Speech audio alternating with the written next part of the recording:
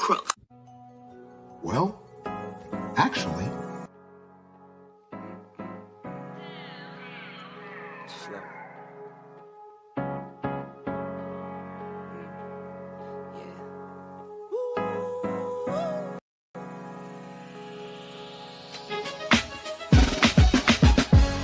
I'm watching the rise, and I wouldn't say I'm shocked cause I'm hardly surprised. This one's for the ride, this one's for who knew I'd make it, just needed some time. This one's for my wife, could've left 1,000 times just to by my side. This one's for the grind, I knew it would happen, just had the strength in my mind. To the videos, they thought I was a black guy. That's hard to get over. I'm foreigner in the sport, but I'm fully devoted. I don't take it for granted that the door's been open. I knew I was different, I knew I was chosen. A breadwinner, but I'm soft-spoken. Authentic like a 5950 and there's no cap. Let's have a toast to that. Let's have a toast for the real ones. Let's have a toast for the real. Let's have a toast for the real ones. Let's have a toast for the real. Let's have a toast for the real ones. Have a toast for the real. Let's have a toast for the real ones. Have a toast for the They done baptized the bad guy. Still don't follow religion. The fabric's not average. The cotton's Egyptian. 500 for the shoes come dirty, but the European. Less is more and less is the bank. Up the score, I pull up from trade. From the tray, I'm ballin' like trade. Do what I can, I do what you can't. I wrote this 30,000 feet up. 10 toes stay G'd up. I'm tryna get that type of wealth like a house on the hills can't see us. Say the money still me up. Stay humble, stay teed up. I don't tell you how to live, so don't hit me with no weak stuff. And if you know the deal, then you know the deal.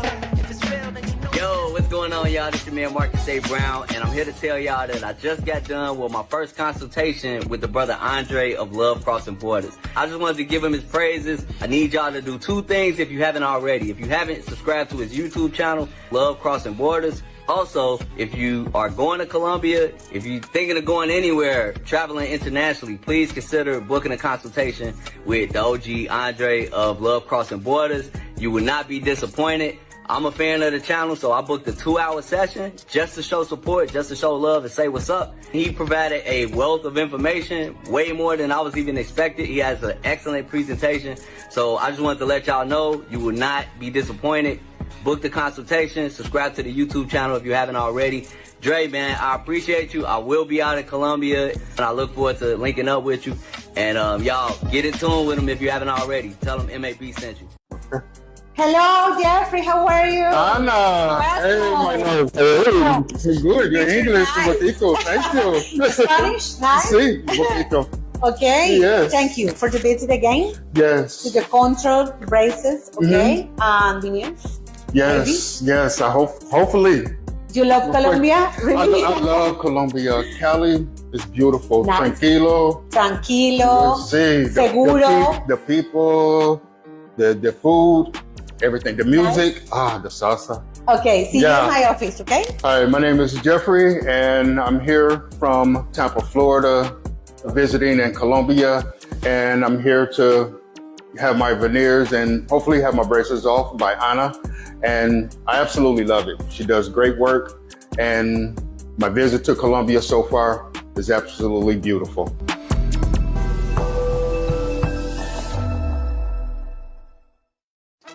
Hola, hola, por acá los saluda la mulata, locutora de Santiago de Cali. Estoy aquí donde mi familia de fábrica de dientes Cali. Quiero contarles que mi proceso va súper bien con mi diseño de sonrisa. Decirles que si ustedes todavía no se han animado a tomar la decisión de hacerse su diseño con la Doc Ana Lu, pues esta es la señal que ustedes estaban esperando. Si ustedes se preguntan, ¿será que a mí me van a tocar mis dientes? Para nada. Mis dientes están intactos, pero además estoy sonriendo espectacular. Así que hoy quiero extenderle la invitación a que ustedes visiten a la Doc Ana Lu aquí en Fábrica de Dientes Cali. Mi proceso súper bien. Recuerden que tienen que ser muy cuidadosos, venir a su mantenimiento normal y de ahí a pelar muelas.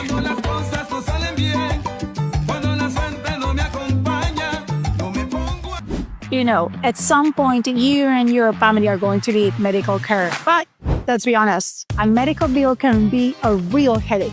But here's the good news. In Colombia, especially in Cali, we have surprisingly friendly costs. For example, a hip replacement can easily cost $39,000 in the States. Compared to Colombia, you can look around between $8,000 to $10,000. Big difference, right? But Cali isn't just salsa, sunshine, or friendly faces. Our healthcare system offers quality care for a fraction of what you have paid abroad. Taking care of your health doesn't have to break the bank. So if you're planning to come to Colombia, contact me and make sure you are in good hands.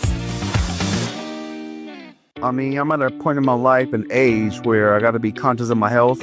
And so I got to stay on top of things. And probably is natural because I was already here.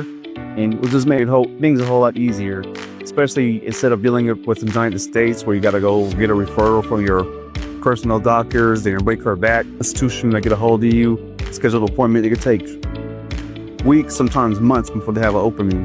So it just makes perfect sense to come here because it's easier. The cost is very affordable, and compared to the United States where you could pay thousands upon thousands of dollars depending on the procedure and your insurance. But my procedure, I actually have one coming up for gallstones, remove my gallbladder. So the price is affordable. I love it, actually. The thing I really love about Cali is the people, the culture. I mean, it's beautiful here. What can you not like about it?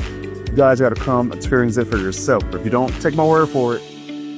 I will say come here for health reasons.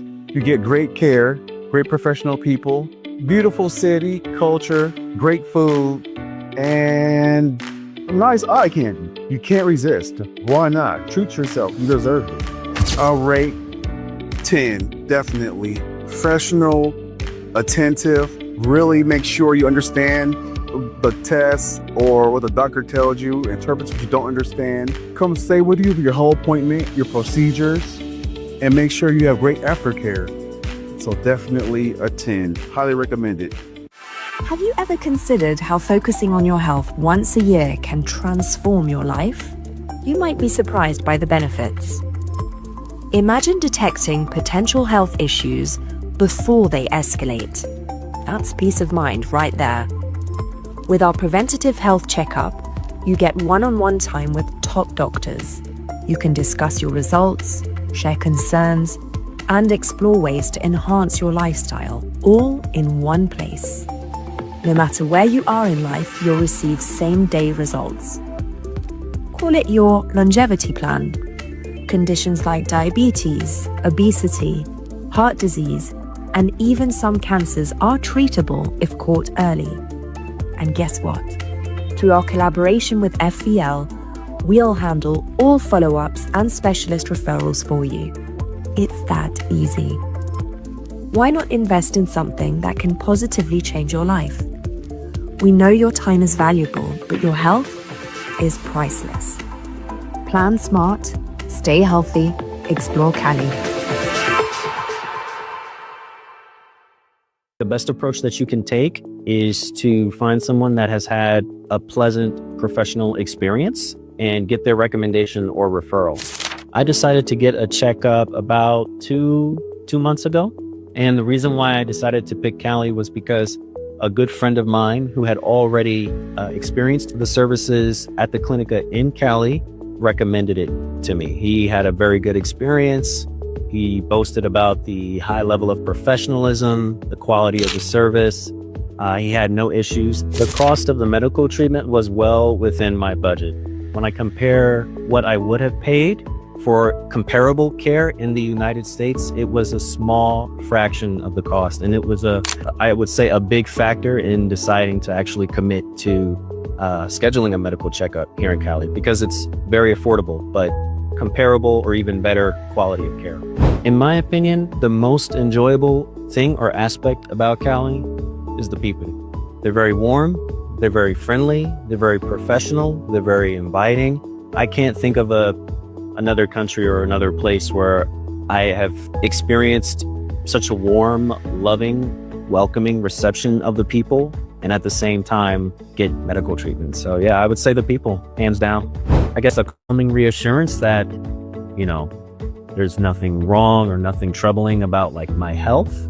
I feel good, but more importantly, it's crucial that that inside you're good. And the best way to do that is to come and get a medical checkup. The best advice I can give them is to reach out to the health traveler counselor, Pilar Diaz. That's the best advice I can give. Because of a recommendation, I reached out to you, and that's all it took, because you took care of everything.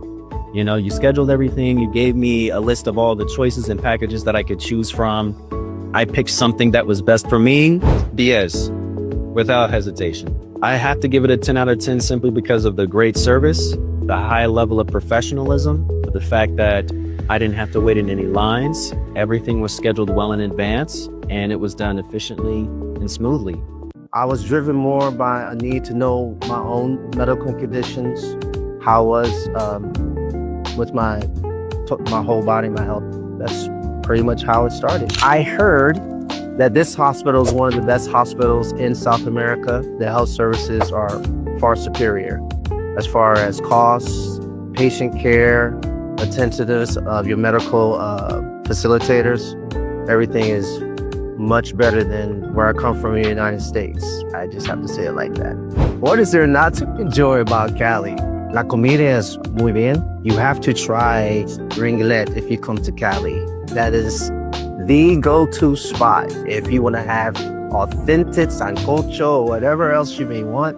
You have to go there. Me encanta hamburguesa colombiano, panabono, helado, sancocho, todo la comida aquí. If I came across somebody who was thinking about coming to Colombia for health reasons, I would tell them stop thinking about it and just come and do it.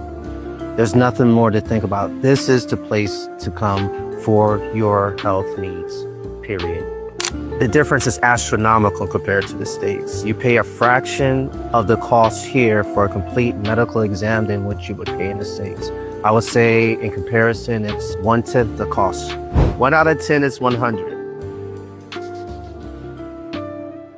And I'm glad I'm able to help raise up a community of Black men. My name is Mumia Obsidian Ali. I am one of the, I guess you could say, founding fathers of the Black Manosphere, as well as the Black Manosphere Conclave. Shannon, Rawls, Theo Waff, and myself, we all came out of Kevin Samuels' private members-only Facebook group. Theo had this crazy idea of teaching Black men what he had learned in the tech field.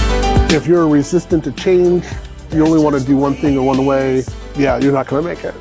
This is about taking men, Black men, and making them better men. There's guys who want to work on an island without a group, and I say to them, it's not going to work. We can take hold of our finances. We can then take hold of what we do, and we can live life anywhere around the world. You are taking care of yourself first, so then you can help others. We have to learn how to communicate. We have to learn how to engage. Black men don't need anybody but other Black men to make this happen. If you can't find what you want here, go where you are celebrated, brother, and don't stand where you're being tolerated. Let's have a toast for the real ones. Let's have a toast for the real. Let's have a toast for the real ones. Let's have a toast for the real. Where are all the Black men? And I'm not talking about the scammers, the drug dealers, the robbers, and the crooks. Well, actually,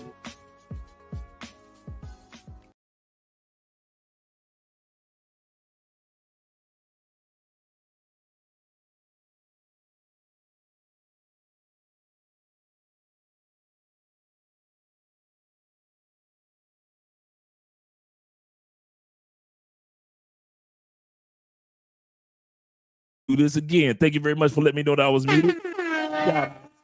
Shout out to all you guys here with Andre and Andre's Love Crossing Borders. That's teamwork right there, gentlemen. Teamwork. Thank you for letting me know that I had myself on mute mode. But we got a great one tonight. I'm drinking some Jamaican tea tonight. You might want to get you a drink in your hand as well, because at the end of the day, we got us a barn burner. Once again, lessons, hard head, make a soft tail. The lesson of tonight is a hard head, make a soft tail. Or like in the other words, what the old folks used to say, keep on living. Just keep on living. You're going to learn. Sometimes we learn the hard way. Sometimes we just don't learn at all when it comes to just life. And when it comes to these guys coming down to Colombia from around the world, We're going to see how one young lady in a group of her girls known as Los Barbies robbed men of over 1.2 billion pesos. 1.2 billion pesos. To put that in a USD, robbed men, 47 men they robbed of over $300,000. Just imagine being in Colombia and you were able to rob a bunch of suckers from other countries of $300,000. Well, that's what they were able to do. Let me get some music going for us, gentlemen. As guys are coming in, we got 40 people in the building. Click that like button. We like you. Make sure that you like us too. Let's get some intro music going. But yeah, rob those dudes of, intro music going. Rob those dudes of over 300,000 USD.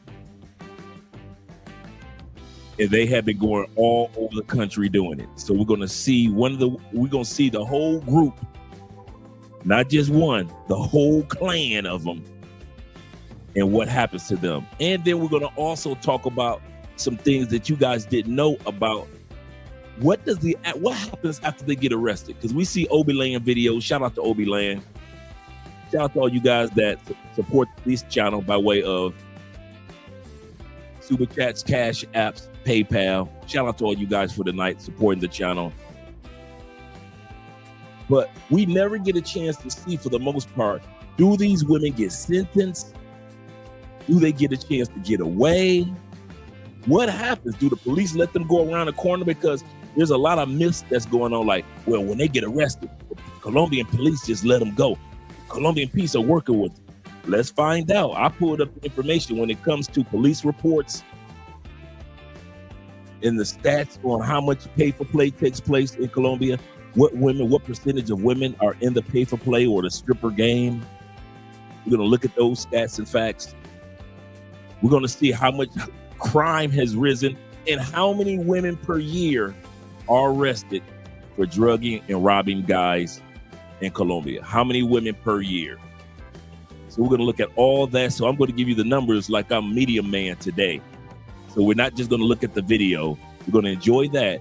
I'm going to give you some facts to let you know that Colombian police are on the job, as well as not just in the city, but nationally now.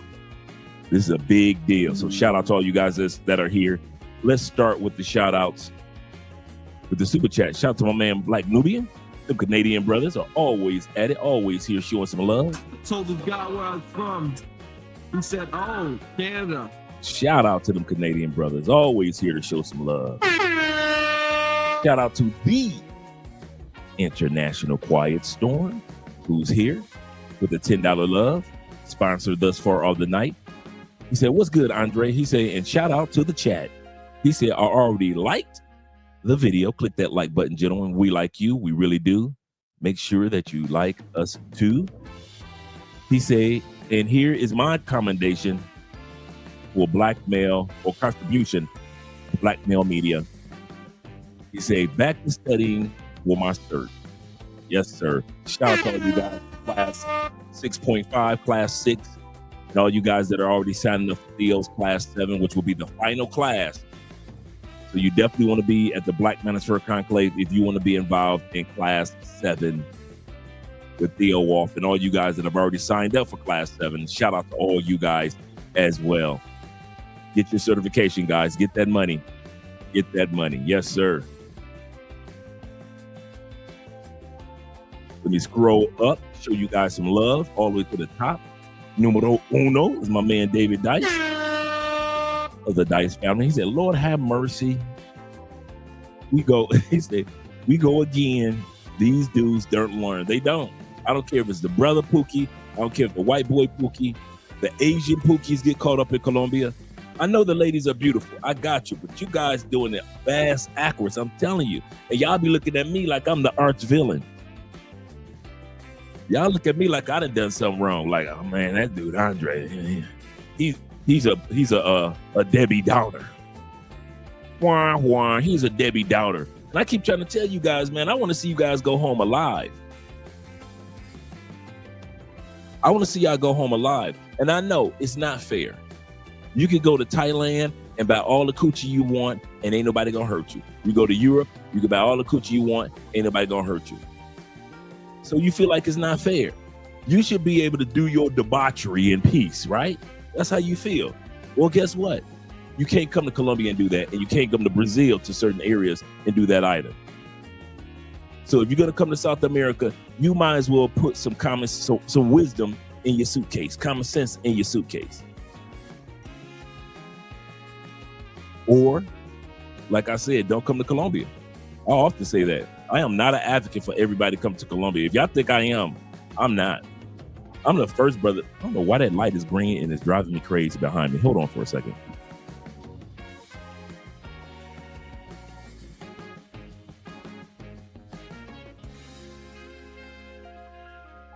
Okay. Now it's blue. Now it's blue. That green was driving me crazy. I don't know why you guys think you could just come to Colombia and just everybody can come here. No, everybody's not built for Colombia. Some of you dudes, your thirst level is too high for Colombia, Brazil, dealing with Venezuelan women. Thirst too high. Number 2 reason why everybody shouldn't come to Colombia. You can't take no good coochie. Some of y'all been having sex as long as I have, but you ain't used to no good coochie. Any of you dudes that dealt with Venezuelans, you know Venezuelan women got fire coochie. Sex game off the chart. You ain't used to that. You used to raggedy, lazy American women with their sex game. Then you want to come to the Latinas in Brazil and think that you can hang. You ain't ready for this. And you know you ain't. You come down here, you get one good orgasm. She suck it one good time from the back. You done. You ain't built for South American sex. First, you thirsty. 2, you ain't built for the level of sex down here. 3, and I know you think I'm just talking until you come down here and have sex and then you get strung out and lose your mind. Number 3 is you ain't used to being around a bunch of beautiful women in this many masses. Brothers, I got you. 70% of all women in the United States are considered overweight and or obese. 70%, no matter what race. Y'all got the big girls, big girls, big girls, big girls. Then you go to DR. Then you go to Colombia. Then you go to the Philippines. You ain't used to that level of beauty. You ain't used to no masses of women that's been in the gym. You ain't used to being in South Africa with no women behinds looking like a cloud and the waistline oh so small. You ain't used to that chocolateness. You ain't never had sex with no Afro-Latina. This your first time even kissing an Afro-Latina. You done lost your mind. You are not used to being in a country with mass beauty, a huge amount of beauty on a continent with this level of beauty. This ain't what you used to. You used to big girls in the States.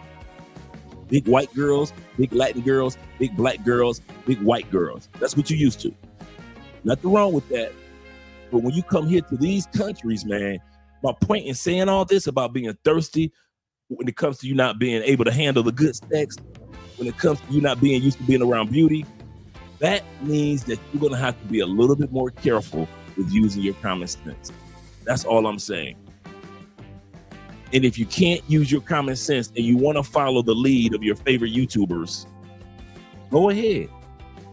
You're going to end up in that morgue in Medellin thinking that you could be like your favorite YouTubers. I'm just putting it out there. I am not here to be liked tonight. Shout out to my man, William. In the building.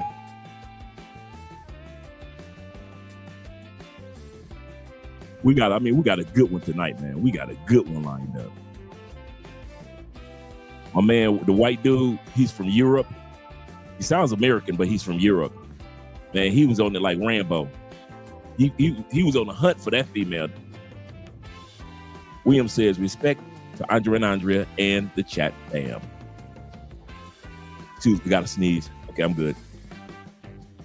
He said, please let me know when you come to Medellin Me and Richie Mack, shout out to Richie. I just got off the phone. We're actually doing video voice chat with Richie. We're putting our agenda together over the next couple of days. So we're going to be there in September. So as soon as the Black Manosphere Conclave is over, we're flying directly to Medellin. From Medellin, we're going to spend a few days in Medellin. After spending time in Medellin, we're going to be flying to Cartagena. So shout out to all you guys in Cartagena. From Cartagena, we're going to be flying to Cali. So Richie's going to spend some time here in Cali, Colombia. So we're going to have a great time doing a Colombian tour, if you will. So that'll be like starting the 8th or the 9th in Medellin. So we'll let you guys know in advance, definitely. He said, men need to stop coming to Colombia solely for the women. That's true, brother. There's so much here. So much to do. So many good people that will introduce you to good people. He says, study the culture in Espanol first. Absolutely correct. Respect self. Yes, have that self-respect, gentlemen. Have that self-respect. And I know every time we show these videos and these guys getting drugged, you look at us like we don't know what we're talking about. And we know when the cameras go off, it's easier to look at the beautiful ladies and listen to what they have to say than to listen to your boy Andre. I got you, bruh. I got you. I feel where you're coming from. But at the end of the day, no, I wasn't looking at that. I was looking for this. There we go. But at the end of the day, I'm telling you, I care more about your safety than some of those women that's walking the street. And then I'm going to give you a suggestion after we look at these stats, and then we're going to get started with the video. I won't hold you guys up too much when it comes to the shout outs, because I see we got 63, 64 people in the building, and I'm not going to go through all 64. Shout out to all you gentlemen that are here. Appreciate your support by way of Cash App, Super Chat, and PayPal. Shout out to my man Demby in the building. Scope City, for real. For real. It's a $1 billion business. I mean, just last year on Pay for Play, nobody getting drugged, just straight customer service. You guys spent did you know you spent $16 billion in Colombia last year? I'll say that again. You didn't spend $16 billion on the tourist part. You didn't spend $16 billion on the clubs. You literally, we ain't talking about that. We're talking about you guys spent $16 billion buying coochie in Colombia last year alone, just coochie. So I know y'all ain't really listening to what I gotta say. You ain't listening to Flyboy Way. You ain't listen to Kings and Dreams. You ain't listening to nothing that the local guys gotta say, like T-Mac and all the other guys. I got you. $16 billion. That means y'all ain't listening to nothing we gotta say. With a billion, with a capital B, illion, on some coochie. I ain't no pocket watcher, and I ain't no hater on no man. But I'm also gonna be but I ain't one of them dudes that's too scared to be the warning label on a pack of your cigarettes. I ain't got no problem with being the warning label on the pack of cigarettes. Shout out to my man Jay Anderson the Great. Salute to the grown man chat and Andre love crossing borders. So any chick ready? Please say so. Any chick getting caught? Yes, we're gonna look at that. Like I said, guys, I'm not gonna do all the shout outs that I usually do. Shout out to my man C's in the building. Once again, Jay Anderson. Shout out to Tori for being here. Blessings to you as well, brother. I may not get a chance to read everybody. Shout out to my man Rivera Group. Shout out to you. He said, ain't no love in the heart of the city. For real. For real. Sing it, brother. Seriously. Shout out to my man Ellis being in the building. Once again, let me scroll down a little further, show some more love. Shout out to my man Guardian Inc. You changed your name, man. You changed your name. Shout out to you. What's up to you, brother?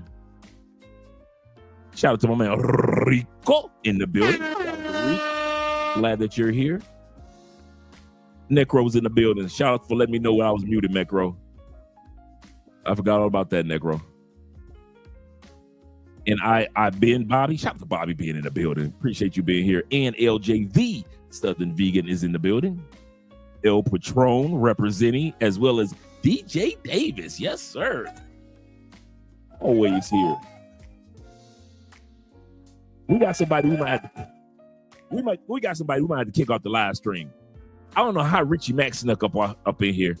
How y'all let Richie Mack up in the live stream? Shout out to Richie Mack in the building. Appreciate you being here, brother. Appreciate you being here. What up, Richie? We got a good one tonight. Richie, we got a good one. While you editing, we got a good one, brother. Shout out to you. I know it's 7 o'clock in the morning, almost 8 o'clock in the morning where you are, as well as Ronan the Travelers. Shout out to you. Shout out to my man Jay Carson in the building representing.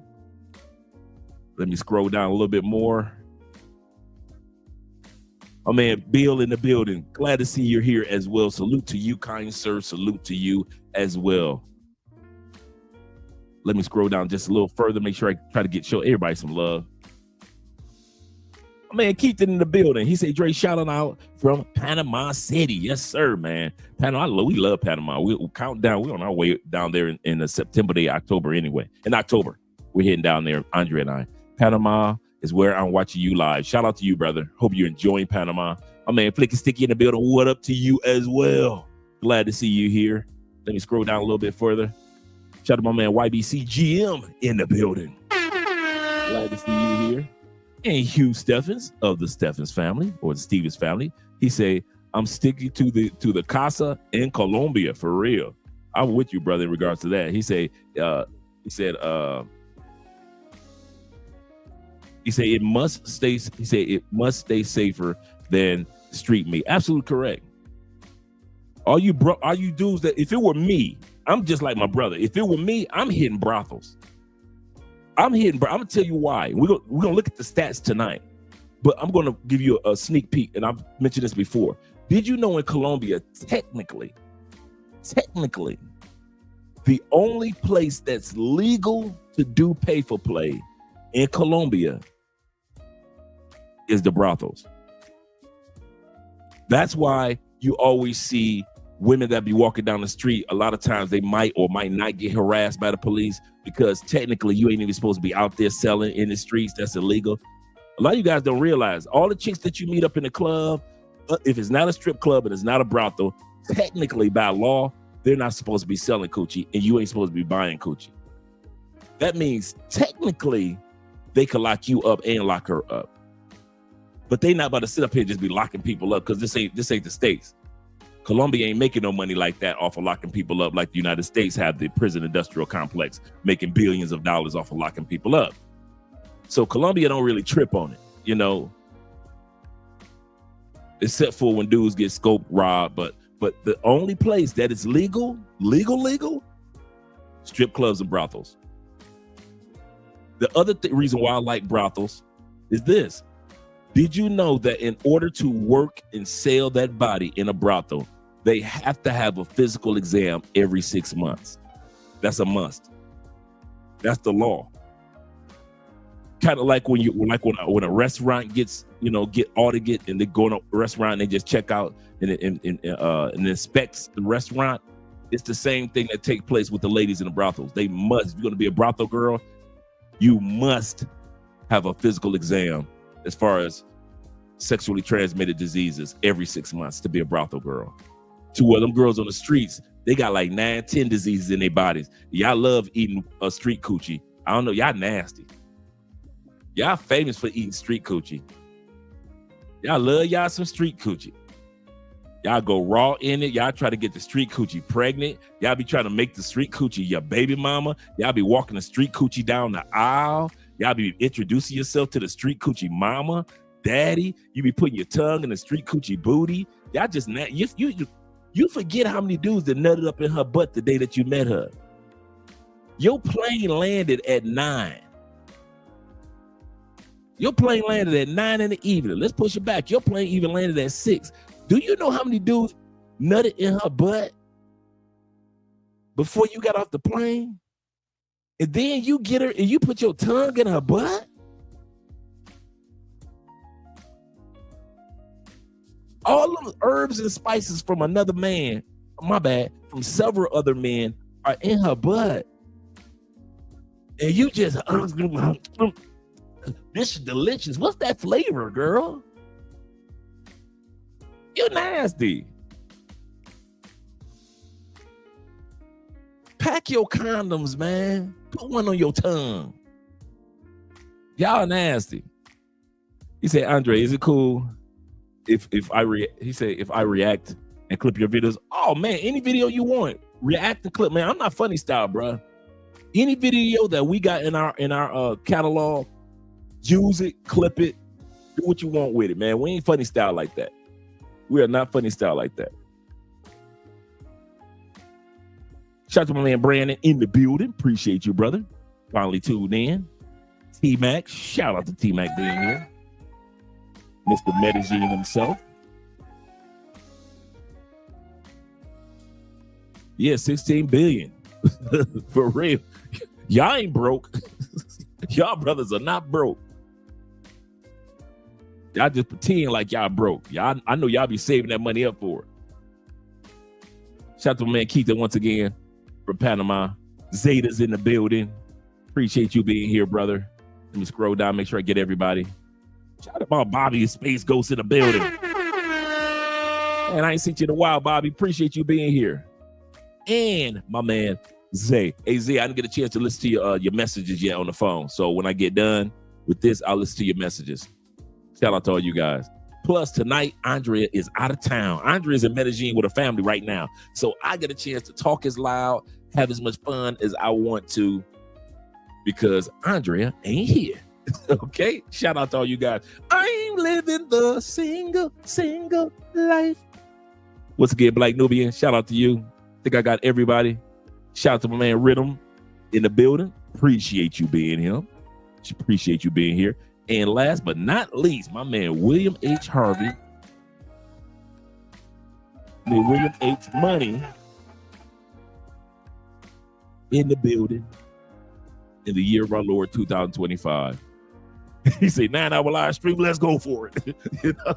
No, I might not do a 9-hour, or maybe I will. But at the end of the day, let's go to the stats. Shout out to my man DJ Dean as well. He said, "What up, Andre? How I feeling today?" I'm feeling great, man.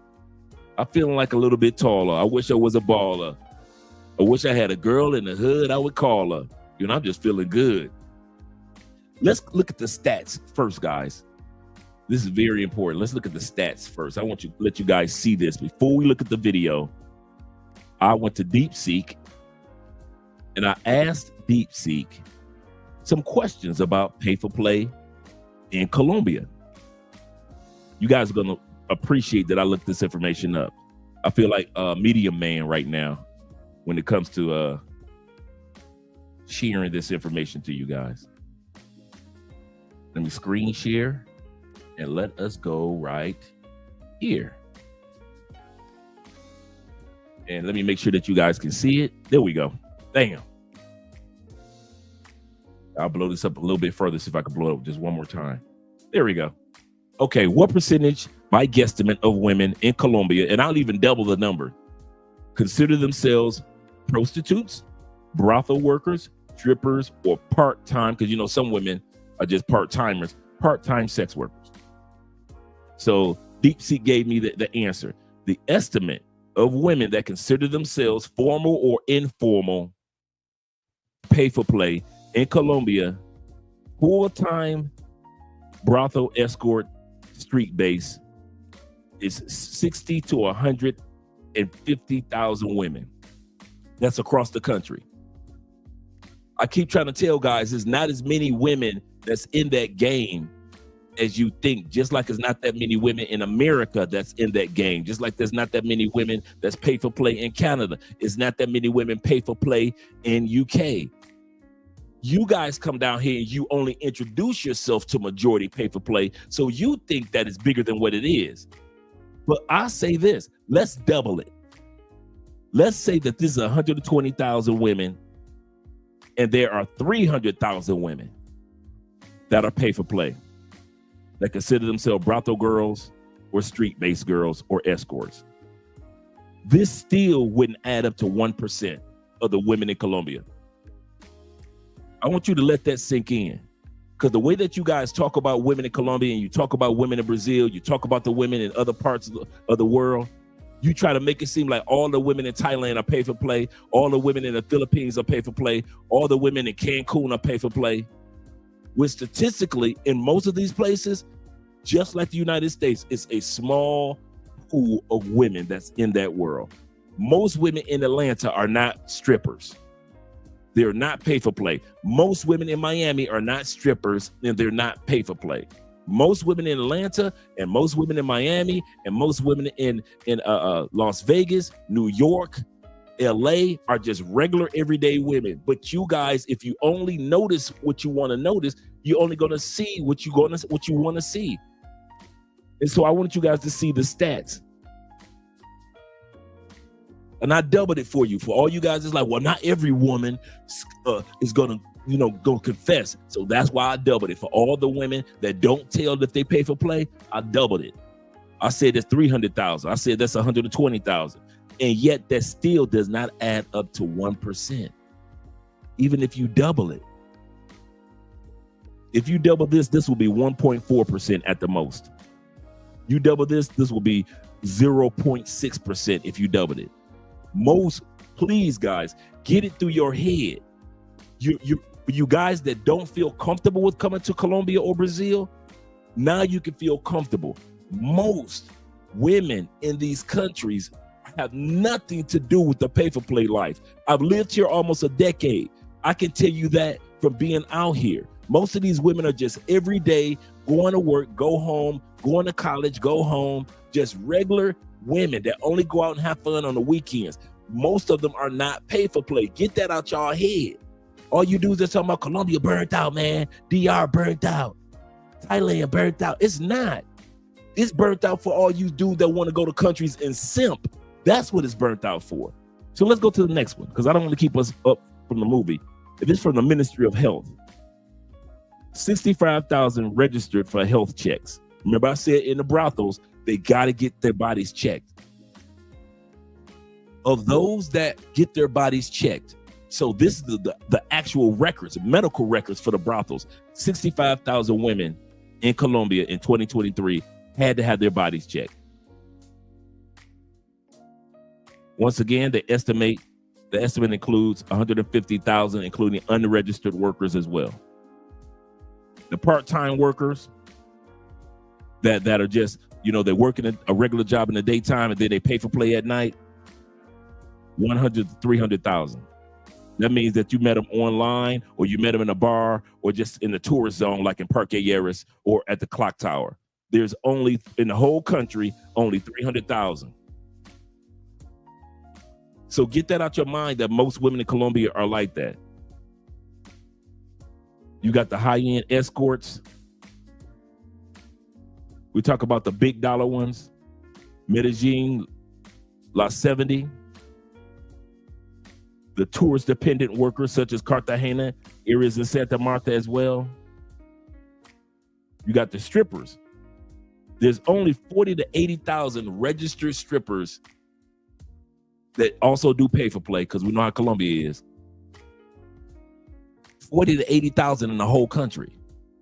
So how y'all think the whole country, all the women in this country are in this world when we just finished looking at the numbers? And if we double it, let's say this is 80,000. Let's say that this is 160,000. Even if we doubled it, even if we quadrupled it, it still wouldn't make up 1% of the women in Colombia aren't even strippers, aren't even brothel girls, aren't online. If you want to go online, notice not even 1% of the women that you meet online are out to rob you and drug you and hurt you. You guys overlook the good women when you go online. You overlook the good women. You go for the most beautiful party girl that ain't got nothing to do with her life, and you get robbed. And then you want to blame all the women on Bumble, all the women on Tinder, all the women on Latin Cupid. No, you chose the lame one, and you knew what you were choosing. Total estimate, let's even double this, of adult working women or that are pay for play, 1% to 2.6%. Let's double it. Let's say it's 2% of the women in Colombia that are in the pay-for-play world, and almost 4.2% or 5.2% of women that are in the adult world. That means on average, you have 200,000 to 500,000 women in a population of 20 million women. Adult, age-appropriate women. 20 million. Colombia population, 54 million people. The full population, 54 million people. 20 million are women. Let's even double this. I'll give you guys the benefit of the doubt. Let's say between 400,000 are pay for play and 1 million women in Colombia are pay for play. You still would have 19 million women that have nothing to do with pay for play. So why you guys, I put this up for all you guys that fear and worry about Colombia. They're like, oh man, I ain't gonna never find no good woman. There's 19 million women that ain't even in that world. So all you guys that say, I'm coming down to South America, I'm gonna have a good time, enjoy my life, build it, you can. I did. Dude, when I came down here, I wasn't bumping in the pay for play. I wasn't like, oh man, I gotta get through all these pay for play women to get to the good women. I didn't have to go through all that. Dude, if you want the truth, I had to literally go to pay for play spots if I wanted pay for play. If you notice that you have to go to Parque Yeras, you have to go to online and look for pay for play. You have to go to the clock tower. You have to go to the strip club. You have to go to the brothel. Why? Because the average Colombiana and the average Brazilian woman walking down the street just a regular everyday woman. They just regular everyday women. I don't know why you guys think that this is big, gigantic pool of women in these countries that's selling their bodies, and it's not. It's not. And then when we say it, you guys think that we don't know what we're talking about. So that's why I said, well, let me just pull up the stats that the government has, the police stations has, the Department of Labor has, the health department has here in Colombia. And let me pull up those stats. And then for the justification of all the dudes that want to say, well, they don't know everybody, let's double the stats. And I just doubled the numbers, and it still didn't add up to more than 1% of the women in Colombia that are in the pay for play world. That means less than 1% of y'all, 1% of the women that rob y'all, 1% of the women that drug y'all, 1% of the women that scam y'all, less than 1% of the women in these countries are out to get you. So when you guys try to sell us who live in these countries, that live in DR, that live in Brazil, that live in Colombia, that live in Thailand, that live in Philippines, you try to sell us who live in these countries that everybody's pay for play or everybody's a scammer. We are seeing regular women going home, going to work. You can't tell us what we don't see. You don't even live here. Well, I've been to Colombia 20 times. I lived in Colombia almost a decade. I've been all over this country. I've been in cities where you guys have never been to, towns that you haven't been to. Because if you don't have a car, you ain't getting to some of these towns. I've been to restaurants, man, that's so hit, you would never get into that restaurant if you don't have a Jeep or a truck. So when I tell you, I know I've been around this country, I've been, and I'm telling you, most of these women in this country have nothing to do with the pay for play world. For all you guys that's looking for love, you can still find it in Brazil, in the Philippines, in Thailand, in South Africa, in Kenya, in Morocco, in other areas, Egypt, Ethiopia, Spain, Portugal, Paris, Germany. All these countries have a percentage of pay for play. That is not all of the women. It's not even the majority. So get that out your mind, unless you're going to say that most women in the United States are pay for play. And we know that even when you're taking out to dinner and some of these women is trying to hustle you for money, that'll make up most of the women in the United States. He said, no, Dre, let them keep thinking that less foreigners to disturb the, that's true. If I want to share these stats, these guys when I saw this. I got more stats for you. We're going to get to the video, guys. We got 80 people in here. I'm glad that you guys are here. We're going to get to the video of the guy who shout out to my man, Obi Land. We're going to see everything that it takes place. Shout out to Obi Land for the video. And I put a montage together. Shout out to DC Rob for his involvement in this video as well. Make sure you subscribe to those two men channel, DC Rob and Obi Land. So we're going to be watching the whole thing when the lady gets arrested. And so let's go to the part that I pulled up. How much time do these women get? You're in Colombia. Let's look at each city. About 3% are pay for play in Medellin. Some of y'all think every woman in Medellin is pay for play. Statistically, 3%. We could double it. We could say 6% to 10%. We could double it for you. For all you dudes that think that the stats are wrong. Bogota, only 1% to 2%. We could double it, 2% to 4%. Cartagena, y'all think it's every female in Cartagena pay for play, don't y'all? Only 2% to 4%, according to the government. But we could double it, 4% to 8%. Cali and Pereira, the coffee region, 1% to 3%. I'll double it, 2% to 6%. I'll triple it, 3% to 9%. That means the majority of the women in Cali still ain't got nothing to do with pay for play. Let's scroll past here because I want to get to the legal part because I don't want to hold you guys up too much in regards to this department. Let's go here because I want to go to the conviction part.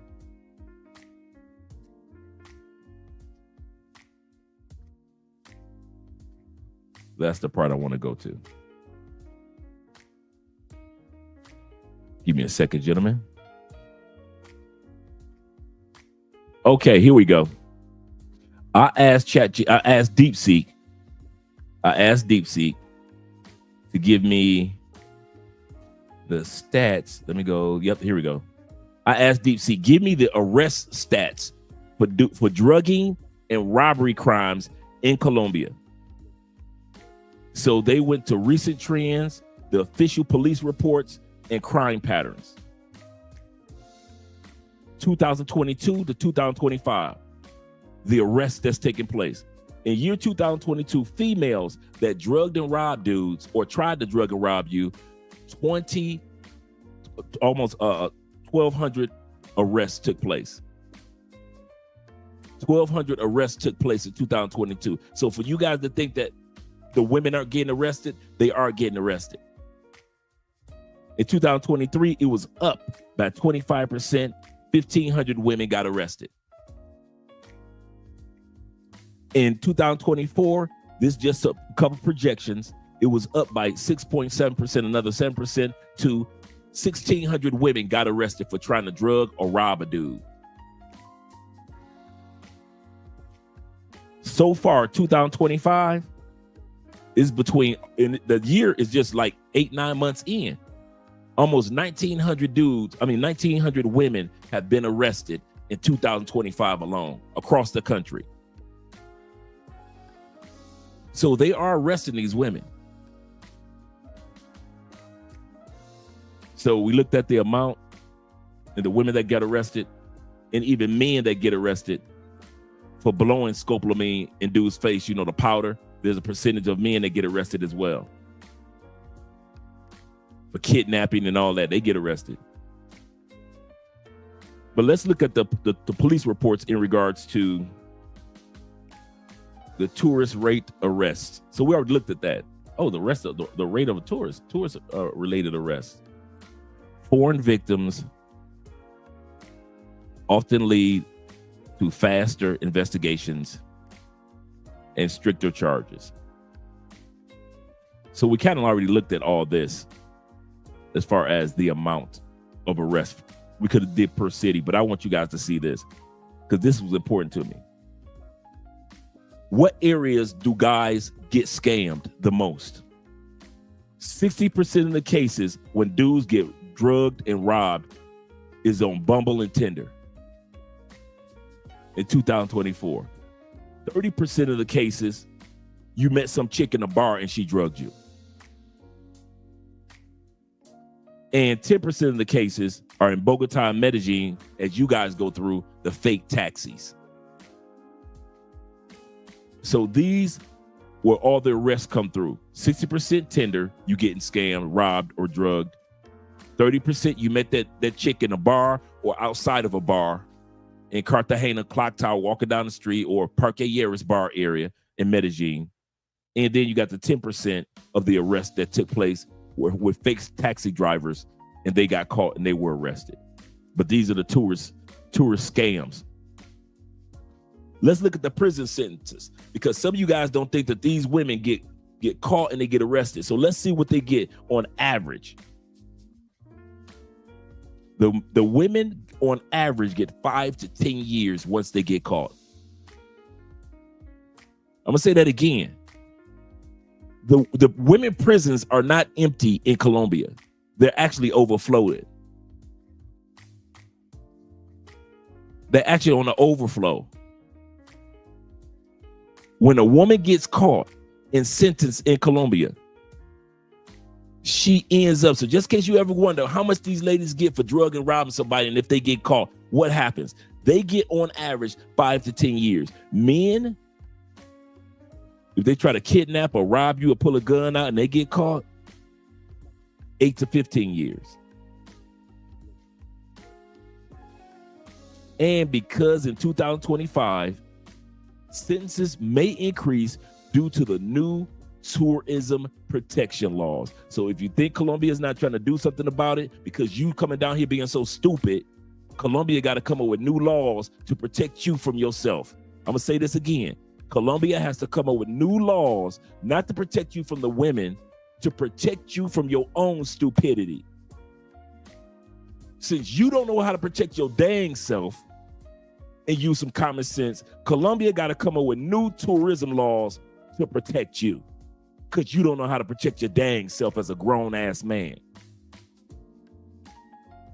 But we're going to get to the video in a second, but I want you guys to see that. Those are the stats and information and where I got all this information from. Metropolitan Police, as well as the federal government departments, state departments and federal departments, just in case you guys were wondering, where did Andre get those stats from? So now you see how much time these women and these men get. And you got a chance to see how many people get arrested. So don't think that the police aren't trying to get these people locked up. Shout out to all you guys that are here. And I hope that information kind of gave us a good foundation for the video we were about to watch. Let me move this down from the stage. Let me add this to stage. Me a month ago. All right, let's get ready to get started with our video before. Let me hit the super chat with my man Kingmaker. Shout out to you, Kingmaker Studio. Hey, wait a minute, that's El Guapo. Shout out to El Guapo in the building.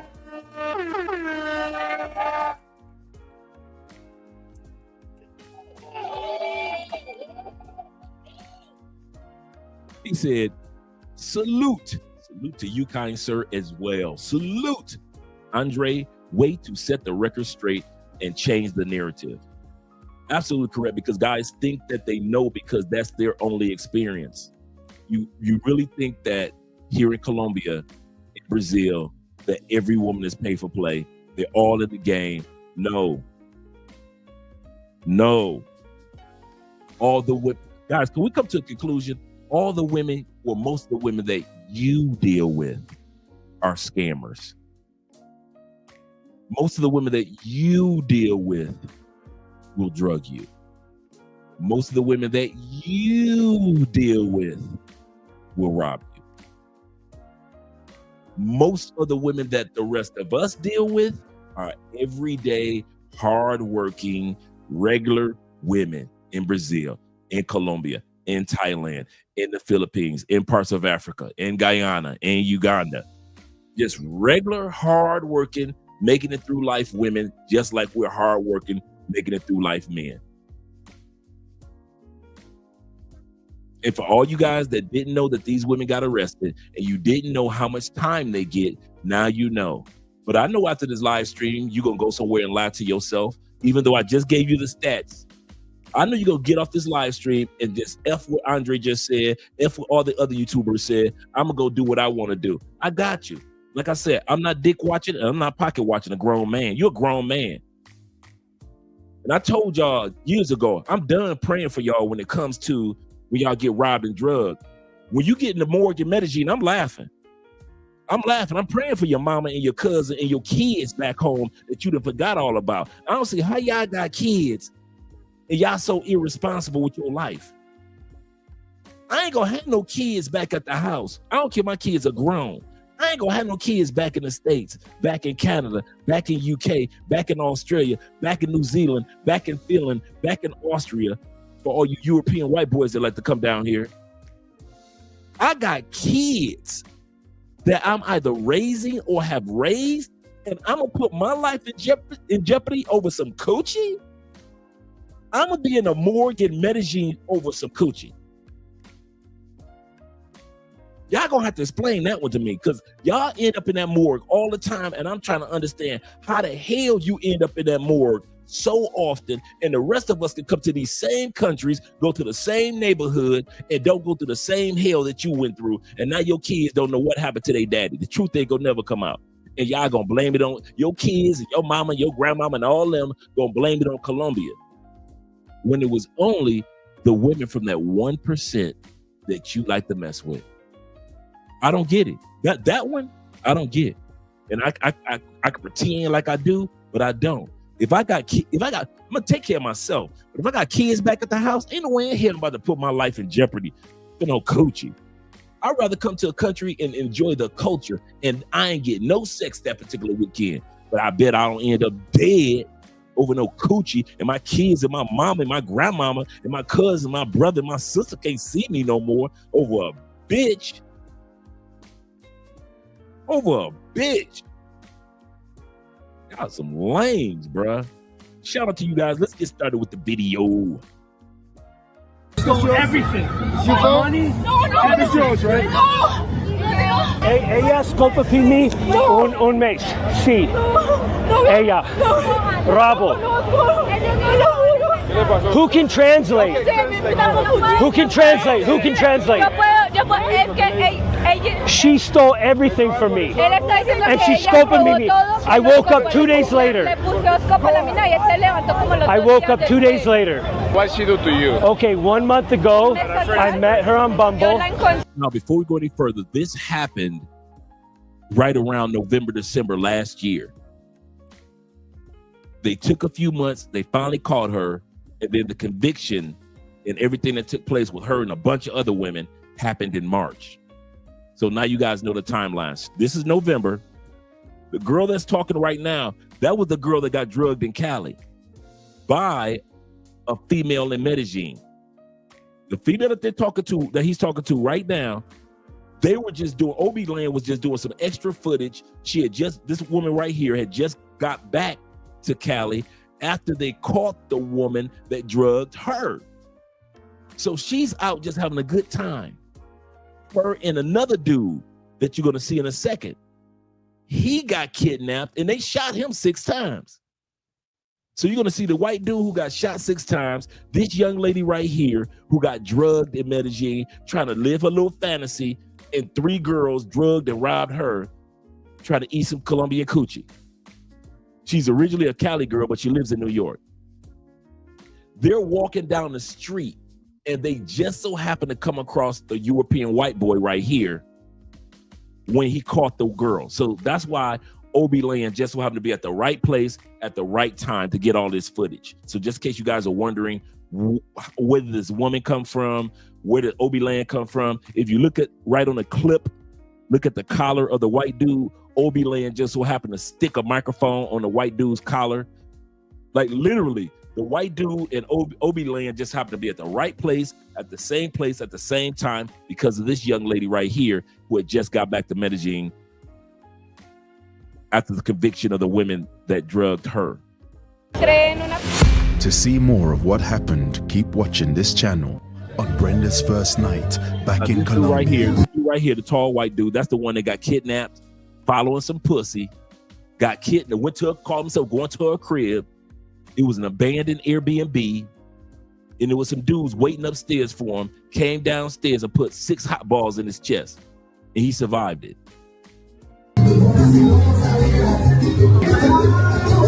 She had linked up with Boogie, a survivor of a kidnapping attempt in Medellin, for a night out in Provenza. In an incredible story, Boogie was shot 6 times by his kidnappers. You can find his full story on this channel. The keys? And it's about people.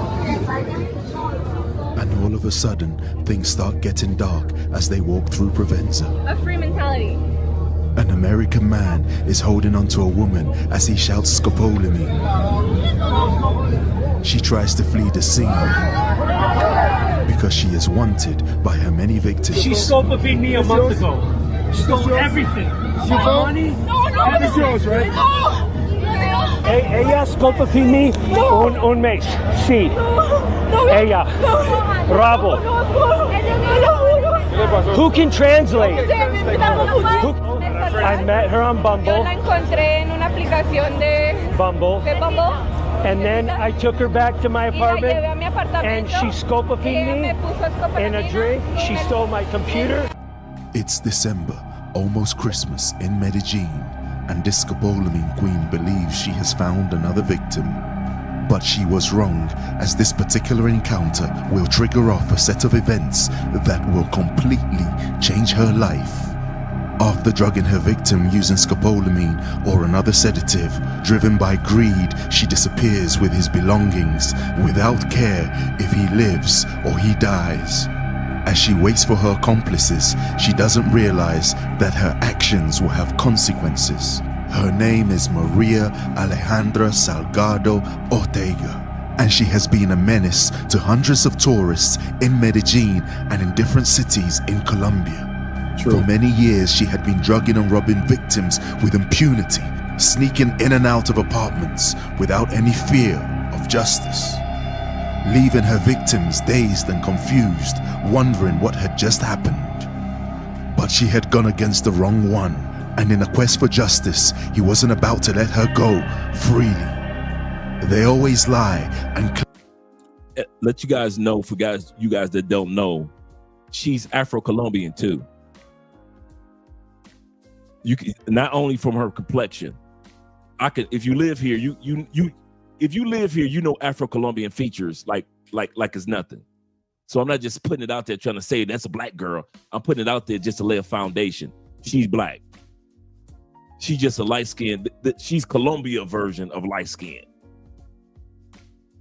claim it's a false accusation when they've been caught, but this time things are gonna end up extremely different for this scopolamine queen. Some say that it's all a show and that Obiland never actually put any of these demons behind bars. And so if you know, you know. In tears after being caught in a city-wide investigation where the Obiland team provided significant information, this scopolamine queen's life would change forever. She had drugged and robbed the wrong victim, and as a consequence is facing years behind bars. And so this is the story of Maria Ortega and how her victim Fritz and the Obiland team helped bring her to justice.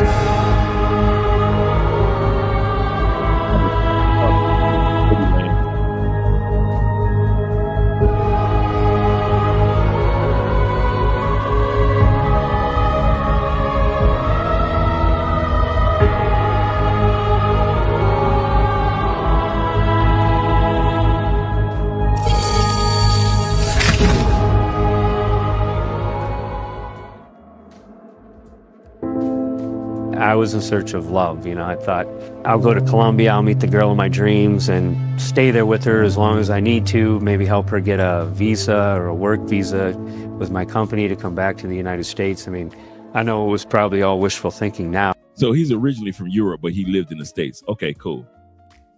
Because I know as we go into the video, they're going to talk about his European background, but so he's from the States and he was trying to get her a, you know, meet somebody special. You know, he was just trying to do the right thing. Yeah, he tried to bring somebody back to the States. He lost me on that one too. Let me scroll down to you guys' comments. for a second. Shout out to my man Will. Will says this. He said the sad part is that you don't even have to pay for sex in Colombia. Dude, if dudes only knew that. Dude, man, hey, when I came to Colombia, man, I had all these ladies lined up and everything. Do you know when I got here, out of all the women that I had lined up to go on a date with, I ain't had time for none of them. I met so many women when I got here. I thought I had the pregame. I had lied to myself. You're absolutely correct. You ain't even got to go through that hell of getting sex in Colombia. He said a lot of women will talk to you if you approach them respectfully. Absolutely correct. And ask, would you like to have coffee? Absolutely. And he said she ain't even cute at all. Dudes be getting robbed and drugged by some of the man. Wait till you see these women that's part of her gang that she was in. Los Barbies. You gonna be looking like that? Ain't no Barbie about them. Okay. Will says this. He said, go to the gym. Yes, sir. Go to the mall. Yes, sir. Festivals. Hiking. Brother, hiking be nothing but the niceys. Go on the walking tours or the malls or the museums. He said, meet wholesome women. Absolutely correct. These women have jobs 97% of the time. And we're going to end it right here. I know I can't go to everybody's comment, but I'm going to end it right here with, it's so easy to avoid trouble in Colombia. He said, I've been living here since December 2023. I've had zero, zip, zilch, nada, nunch issues. Neither have I. None. I can't pretend like I had something that I didn't have. I've never had any issues. Never came close to it. He said, you have to take stupid chances to get into trouble. You really do. And I know T-Mac know. He said she's definitely Afro-Colombian, probably a costeña from the coast, meaning that she's from either the Barranquilla, Santa Marta, Cartagena location by way of her features. Maybe Choco. My fault, poor man 313. You better back the fuck up out my face. My bad. I'm from Detroit, Michigan. Don't play with me. I caught that, Esco. Shout out to you brothers. Let's get back to the video.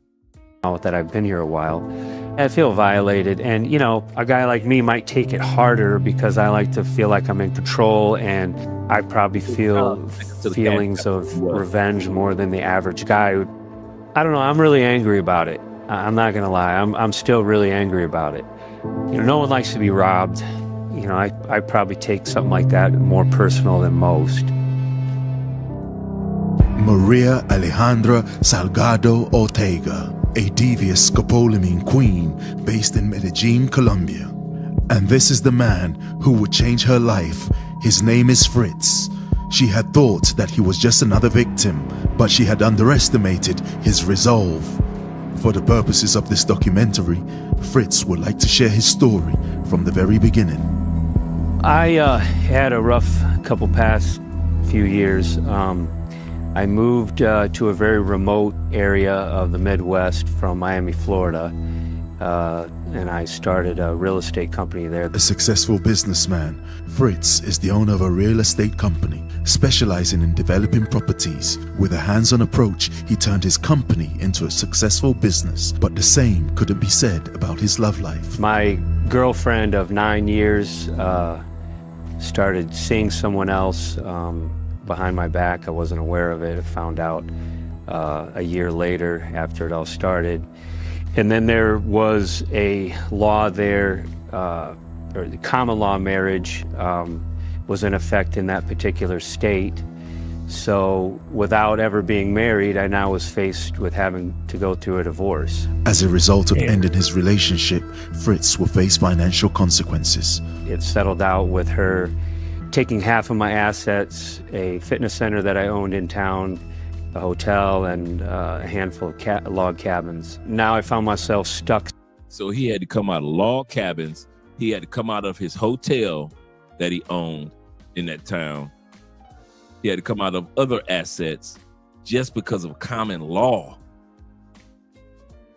Shout out to Mrs. Spence in the building. in Medellin, Colombia. He was giving papaya level 100%. Don't get papaya, absolutely correct. And Andre says this, Colombian men never take a date to his apartment at 3 a.m. Say that again, Mrs. Spence. A Colombian man would never take a date to his apartment at 3 a.m. Yeah, he had no friends. He had nobody to network with before he went to Colombia. Single in this very remote area of the Midwest in the United States with, you know, there's just no nightlife. Living in a remote area after the breakup of his relationship, Fritz would spend a lot of time alone. Mentally and financially exhausted, Fritz knew that something had to change. After that breakup, I was really going through it mentally, because I was in this big 6-bedroom house all by myself, and like I said, in a very remote area of the United States. Frustrated with the way things were and with his solitary lifestyle, Fritz began to research the idea of traveling outside the United States in a bid to escape the pressure he'd been facing mentally back home. I'd been seeing, you know, different advertisements and content on Instagram and Facebook about Medellin, Colombia. Fritz, correct me if I'm wrong, guys, and I don't mean to stop the video again. Fritz gives off the energy where he should have went to the Philippines or somewhere in Southeast Asia. Am I correct? Fritz comes off, he doesn't come off as like a pay-for-play type of dude.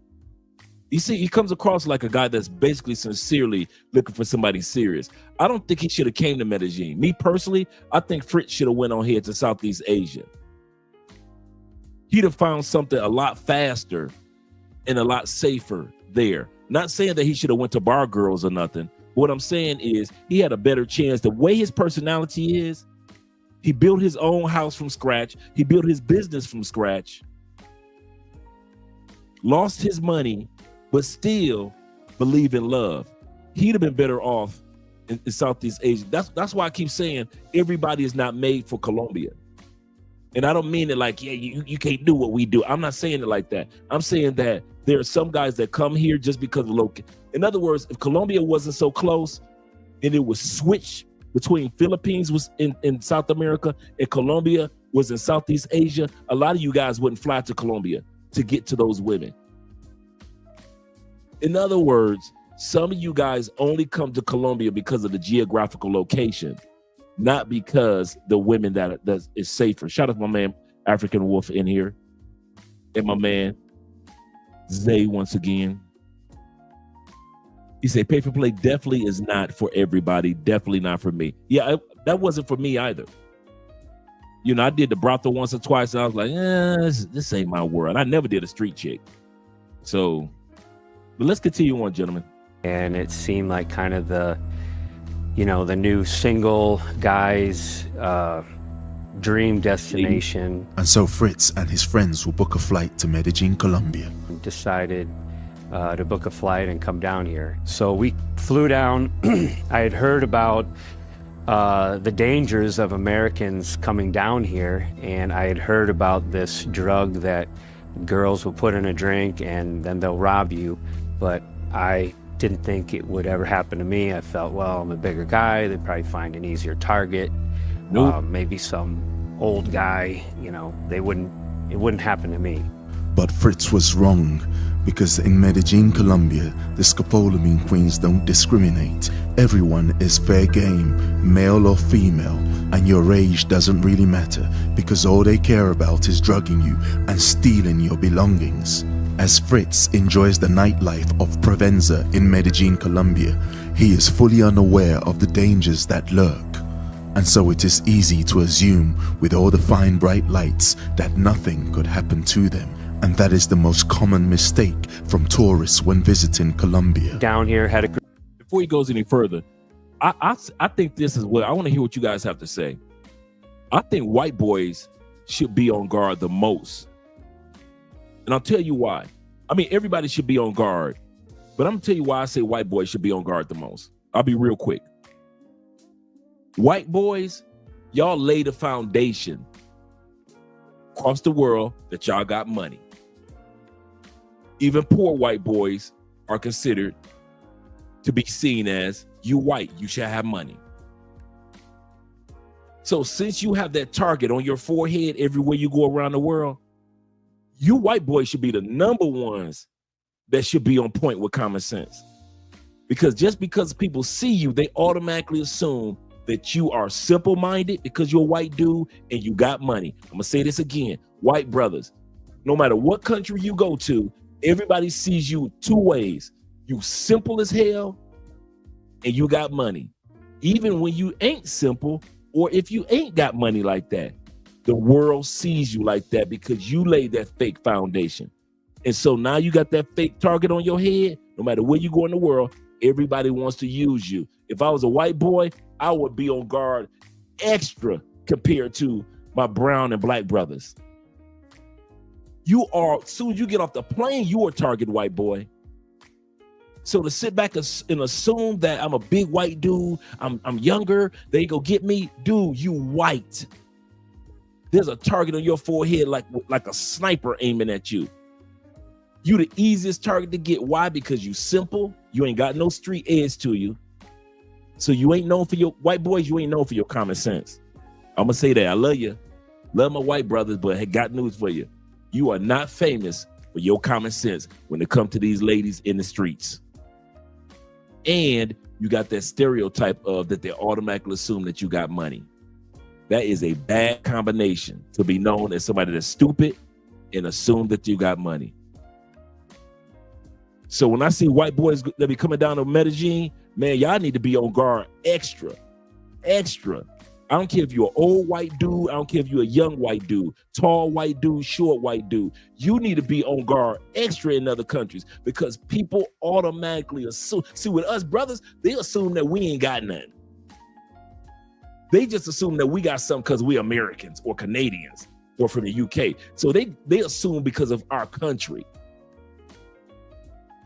So we can blend in with just a regular everyday person.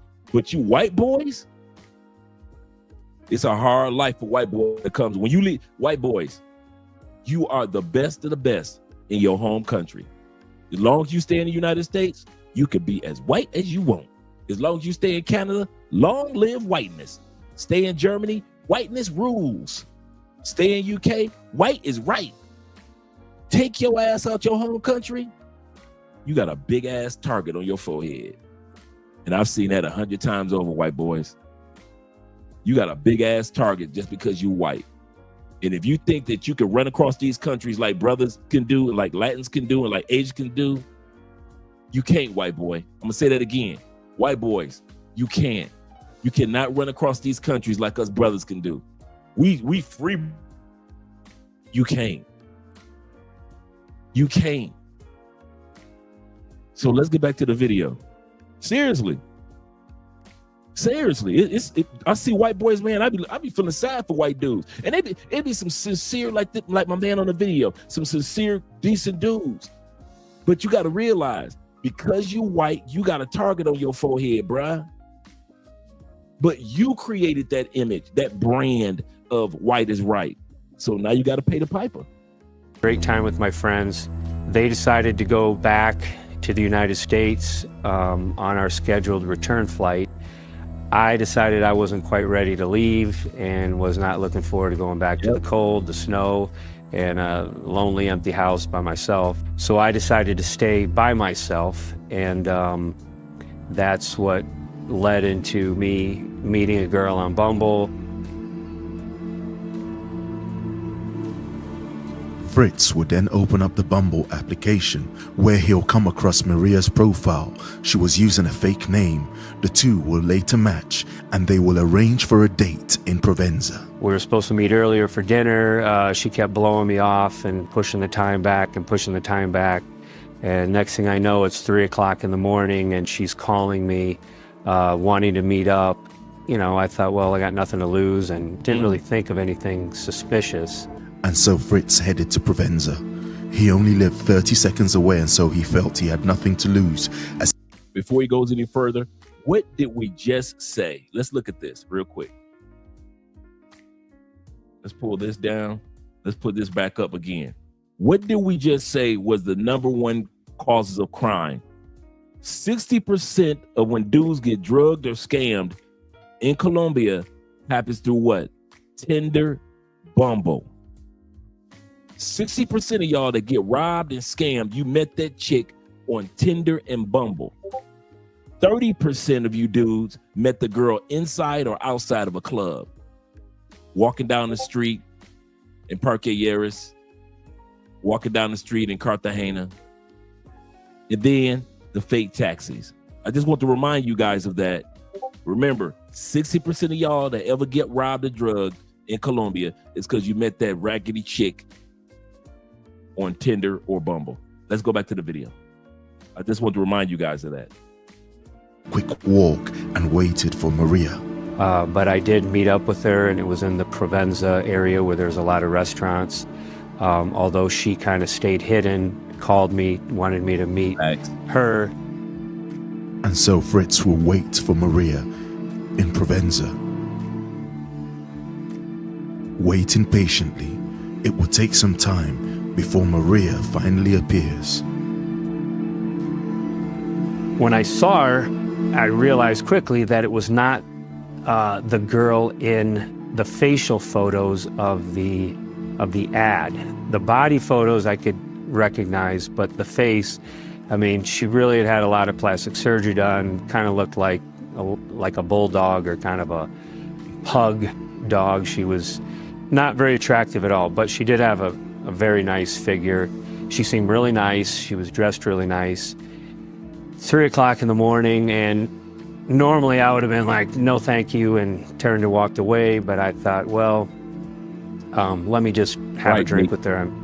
And so Fritz tried to make the most of this impromptu date as they looked around Provenza for any bars or restaurants that were still open. Correct. We found out that most of the bars were closed. She wanted to go right back to my apartment, which I was okay with. And so we did that. At 3:49 a.m. in the morning, Fritz and Maria will arrive back at his apartment. He was unaware that this woman, Maria, is very dangerous and that this encounter will prove to be very costly. And immediately upon getting into the apartment, she wanted something to drink.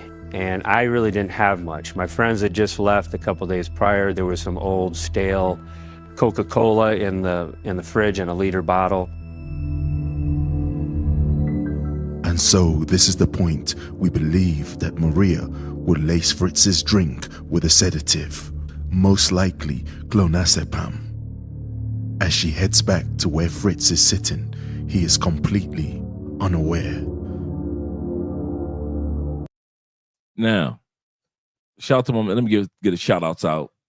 Shout out to my man Evan in the building. Shout out to you. Remember, it is the simps and hyenas who are drugged. He said, I'm so glad that I'm a passport tiger, meaning guys that kind of like move carefully and move by themselves. He said, I have never been drugged. Medellin cannot compete with Rio de Janeiro, Brazil. He said, it's not even close. So at the end of the day, he moves carefully, like many of us are moving. And shout out to you guys over on Cash App. Let me give you guys some love. Shout out to my man Gary. Let me know that there's great content with the $5 love. And shout out to you, brother, on PayPal. Shout out to my man. Let me give you a second. Over on PayPal with the $25 love, which is, let me see if I pronounce this correctly. Jacinto. Hope I pronounced that correctly, brother. Jacinto. Mr. Lee himself, shout out to you. What's up to you, brethren, as well. Glad that you're here. Appreciate you guys that are supporting, and I love the fact that you guys are putting in your comments as well. He said even the name Fritz is straight out of the Nutcracker. Yeah. So Fritz. And remember, me and Andre was talking about this the other day, guys. The drugs that those ladies get, those are not prescription drugs. The scopolamine and all the other drugs that the ladies get, and the dropper, just like we just saw, you can get those downtown in Central. Those drugs are not over the counter, like behind the counter drugs. You can get those drugs anywhere. So do realize how easily these women have access to those drugs, and they don't care how much they give you. Let's continue on with the video, gentlemen. I sat on the couch and started watching some music videos on YouTube. And then she started giving me a massage and commenting on, oh, you look like you work out a lot, and oh, you must be tense. Let me give you a massage. And, you know, that was fine. That was nice. And she continuously tried to get me to have a sip of her drink. And I didn't want any. I don't like Coca-Cola, and especially, you know, some old Coke that had been sitting in the fridge with no fizz in it anymore. I just wasn't interested.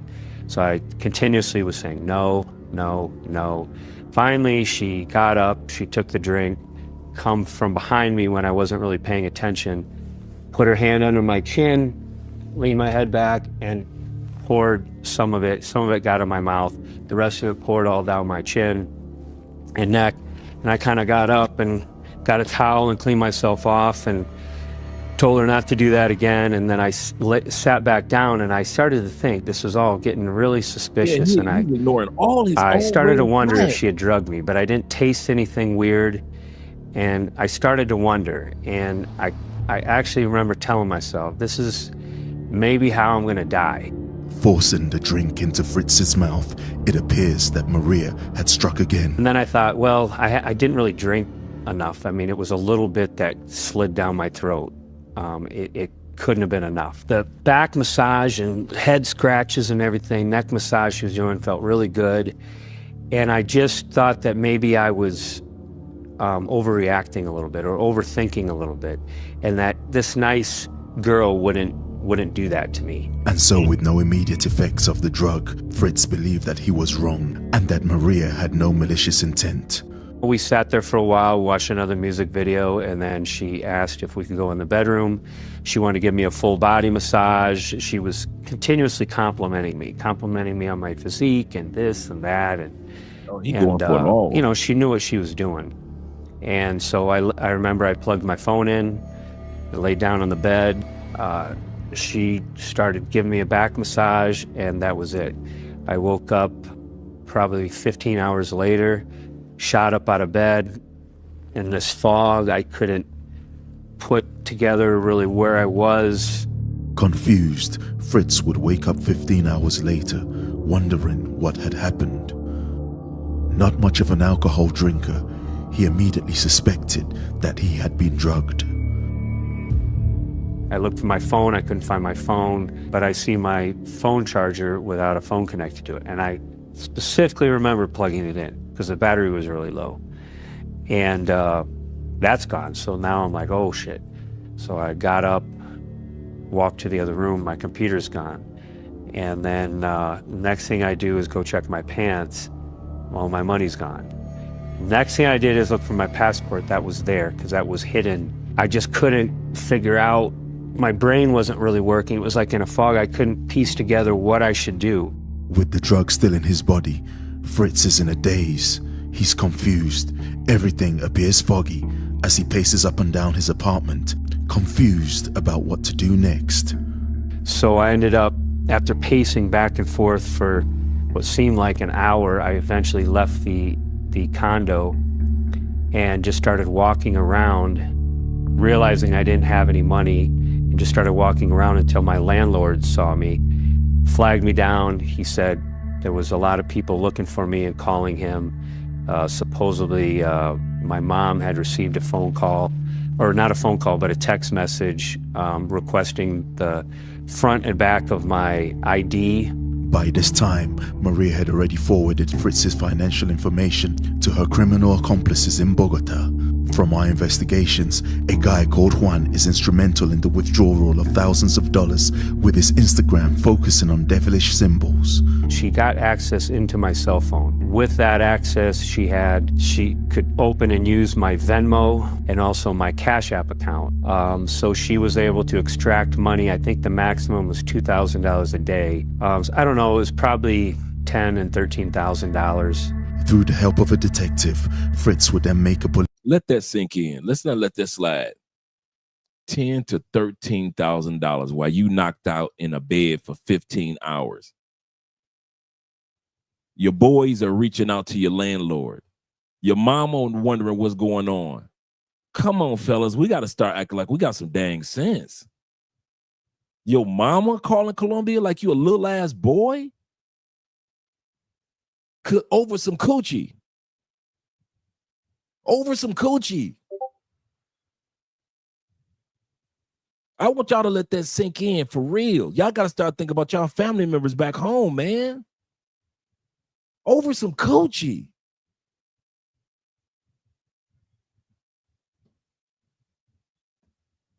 Police report before heading back to the United States. You know, I kind of went back to the United States with my tail between my legs and felt defeated. That's the you know, here I went to Colombia. You know, I honestly was planning on staying for a while, and I was in search of love. You know, I thought, well, I'll go to Colombia, I'll meet the girl of my dreams, and, you know, stay there with her as long as I need to, maybe help her get a visa or a work visa with my company to come back to the United States. I mean, I know it was probably all wishful thinking now that I've been here a while. After being there for a week back home in the US, I just started building up all this anger, and I'm like, you know what? I'm not gonna let this get me down. I'm gonna go back there. And I was on a mission to find her. And so, feeling frustrated with what had happened and in a quest to find justice, less than 3 weeks later, Fritz boarded a plane from the United States back to Medellin, Colombia. I had another friend from Germany who was living here, and he had known me before I left, and we had talked about working together to try to find her. That was kind of our little side mission for a while. Me and Fritz started trying to target this girl, and we started to work on strategies how we can catch her and set up a date with me as a bait. And so Fritz and his friend Arthur set up a plan to catch and expose Maria. Fritz actually sent me the WhatsApp number of the scopolamine girl, and I texted the girl. And I said to her, look, we've matched on Bumble, which was obviously a lie, and accidentally unmatched you, but you were so pretty, so I wanted to reach out again. And she actually bought the story, which was kind of a surprise for me because I thought she's gonna smell the bullshit. And so it appears as if Maria is good game for the encounter. So I said to her, let's meet up in Parque de Hieras in Poblado. And she said she's gonna come there. So I went to Parque de Hieras with contact with Fritz, and I talked to the police beforehand. I said to them, look, I'm meeting this girl. She's coming here with scopolamine. She robbed my friends for thousands of dollars. He nearly probably died. So we probably should catch her, right? He talked to the police ahead of time, and they had agreed that they would arrest her when she came into the park. They would arrest her only if they found the drug in her purse. It's afternoon in Parque Hieras on the day of the encounter, and Arthur, who is the bait, waits nervously for Maria to show up. Inspired by the Obiland channel, they wait patiently, but it appears that Maria is not as foolish as they had thought. Anyway, the scopolamine girl never showed up. I was waiting there. I tried to do an undercover video, so I was actually talking to folks in the Parque de Hieras, like, look, I'm going to meet the scopolamine girls, please record the whole thing. But unfortunately, she never came. I think she just tried to minimize the risk and minimize the time effort and just go to the stupidest gringo she can find, straight to his place and rob everything that he has. I think that's her strategy. We weren't able to connect with her, and I always had it in the back of my mind that one day I'm going to run into this girl. I mean, I was out a lot. You know, I was not like when I came back here, I was rarely in my apartment. I was always out having lunch or walking around or going to the gym. And so I was just always out and about. And I feel it was a matter of time. And if she was still in the area, it was just going to be a matter of time. And she's very unique looking because of all the plastic surgery she's had done in her face. And so confident that Fritz had now left the country. It's another Saturday night, and Maria's out in Provenza with another victim. I was with my friend Kevin, and we had decided to go to Provenza to walk around. We were going to eat and then hit up a nightclub or bar. We did that. Kevin met a girl at the first nightclub we went to, and he was busy dancing, and so I started just walking around on my own. At that very same time, the Obiland film crew had been recording an episode with Brenda, who had been a victim of scopolamine a couple of months earlier. She was with Boogie, a kidnap attempt victim, and on that fateful night, they had been walking around Provenza, enjoying the nightlife. And I couldn't believe it. I was walking along, and there she is, holding hands with what looked to be another American guy. And so in sheer coincidence, Fritz comes face to face. Now notice, to the far right, you'll notice that there's a guy with his arm reached out. That's the new guy that was about to get drugged. She just had a new victim that she was walking with before she bumped into Fritz. So that's why they covered this guy face up. So the guy that got in the black shirt with his arm stuck out, this guy was literally walking with her, and he was about to get robbed. Man, y'all funny. Face with Maria, the scopolamine queen who drugged and robbed him and stole thousands of dollars. She locked eyes with me, and I could just tell by her facial expression. She was like, oh my God. Maria is already pulling back, understanding the gravitas of. So my man telling him, now in the shadow it looked like his shirt was black, but now it's green. My man telling him, listen, this is the chick that scoped me, bruh. I know you about to take her back to your spot, but this is the chick that scoped me. The situation. And within seconds, her and her friend will make a run for it. And so I took off after. I wanted to restrain her. There's normally police everywhere in the Provenza area, so I thought, well, let me just grab her. Brenda and Boogie were there to witness the events. I saw just this American just grab a woman like this, and then he started saying like, help me, police, police, and she started running away. Like,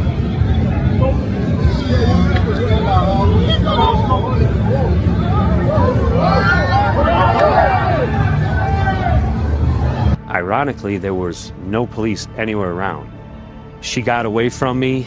I was trying to be as gentle as I could. Just wanted to restrain her, to get her to the police, or hopefully the police would come over. He said police a couple of times before she actually tried to get away. Like, at first, I think she was just a stunt. She knew she was busted. She understood something was going on. But she did get away. I had to run her down again. She was trying to get away, so it turned into this cat and mouse thing where I'm chasing her, running after her. And she ran fast, man. I saw that cheetah, like, one moment she was in my eyes, the next moment she was in between like a path. I was like, holy. I thought she was going to get away at one point because she really put on her turbo boosters, but I was able to grab her, restrain her again over by some bamboo, and it was by the stream.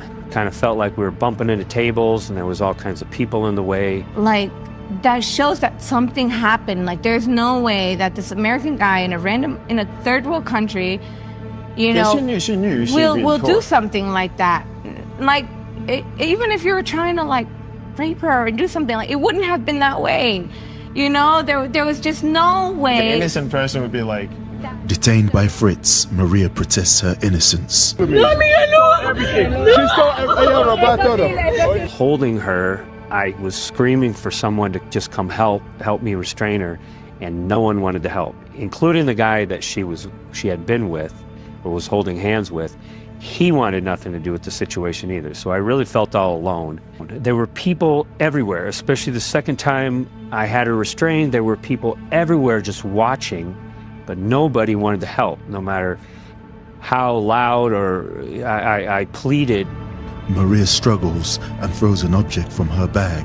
In the meantime, with all this commotion, she was able to reach into her bag while I had her restrained and grab the drug and throw it into the nearby stream, you know, of all the places. And that was our smoking gun that we needed here, and now it was gone. Still detained, Maria is protesting her innocence. She scope-upping me a month ago. Stole everything. Money? No. It's yours, right? Police and other officials finally arrive on the scene. Ella scope-upping me un mes. Sí. Ella. Bravo. Well, what are the chances of me trying to restrain a girl and just so happens It that doesn't work like that another here. female who... It doesn't work like that here. She better be happy that there was no proof that she did that. Let's put it like this. If the Colombians would have found out that she did that, they would have came after her. They would have made sure that she got locked up. Colombians ain't like that.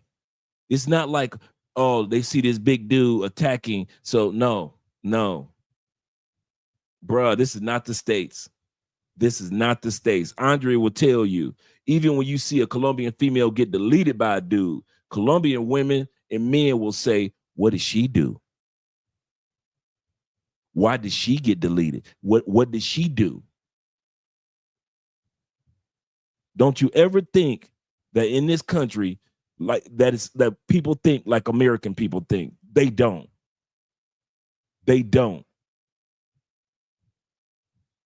In America, she would have got away because everybody would try to attack him, assuming. Not in Colombia. The woman does not. You can't scream in Colombia and say, he coming after me. Colombian people look at you like, yeah. So what'd you do for him to come after you? That's how Colombians think. Got drugged is walking down the street. That's more than just chance to be just bumping into each other randomly, like, oh, happened to me too. Oh, let me translate for you. Who can translate? Who can translate? Who can translate? She stole everything from me, and she's scoping me. I woke up 2 days later. I woke up 2 days later. I already talked to a detective.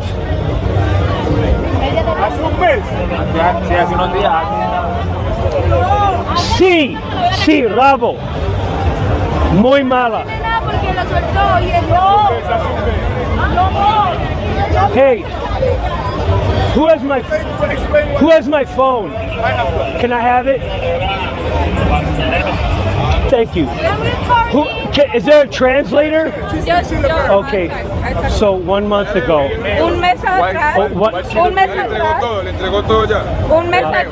What she do to you? Okay, 1 month ago, I met her on Bumble. Bumble. And then I took her back to my apartment, and she scope-upping me in a drink. She stole my computer, my phone, todos moneda, or dinero. And then I woke up 20 hours later, and I'm lucky to be alive. I actually got scoped and drugged in Cali. Oh, wow. Yeah, I met her here. She met me actually right over here. Oh my God. Yeah, and How long ago was the that? detective told me that I'm lucky to be alive. How long ago was There's been 40 Americans dead. Yeah, I'm lucky to be alive. I only took a tiny sip because she held my mouth and she poured it, and I got a little bit in my mouth. It's her. It is her. 100%. Like attempted murder, really. Yeah. There's like so many guys are dying. It's her 100%. I got photos of her. We got her on the security camera and everything. And there's a big detective that's been trying to get her because he thinks she's responsible for a couple deaths. Do you have the fiscal reference A number? detective thinks that she's responsible for a few deaths on Americans. I mean, I think this is someone we've been looking at as well. Yeah. There's a girl, it's been floating around all the Facebook It's her. groups. Yeah, she's got the fake ID. It's her. Sure. 100%. 100%. Oh shit. I'm sober. I haven't had a drop. I haven't had a drop to drink tonight. She scopopined me. She put it in my drink, and I woke up like 15 hours later. Stole my computer. The police. No, I'm by myself. You should to make the notice with her. To her. What? You should make the notice. The notice. What is the notice? You already did it? What? Oh yeah. A detective is looking for her. I filed the police report. I have the police report. A detective is already trying to find her, and I have the detective's name. Mira. The detective. Fritz begins looking through his phone for information pertaining to the detective he's been working with. Okay. Show the evidence. Detective. Hey man, look. Detective. Okay. With everything happening so quickly, Fritz is put on the spot and under pressure to find information relating to the detective he's been working with. Detective. So this was around. Maria doesn't like the look of our cameras and turns away her head.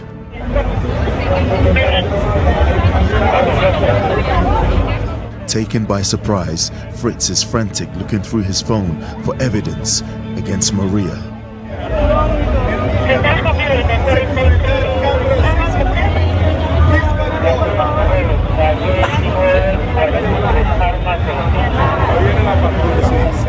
Maria speaks to the police officers, protesting her innocence.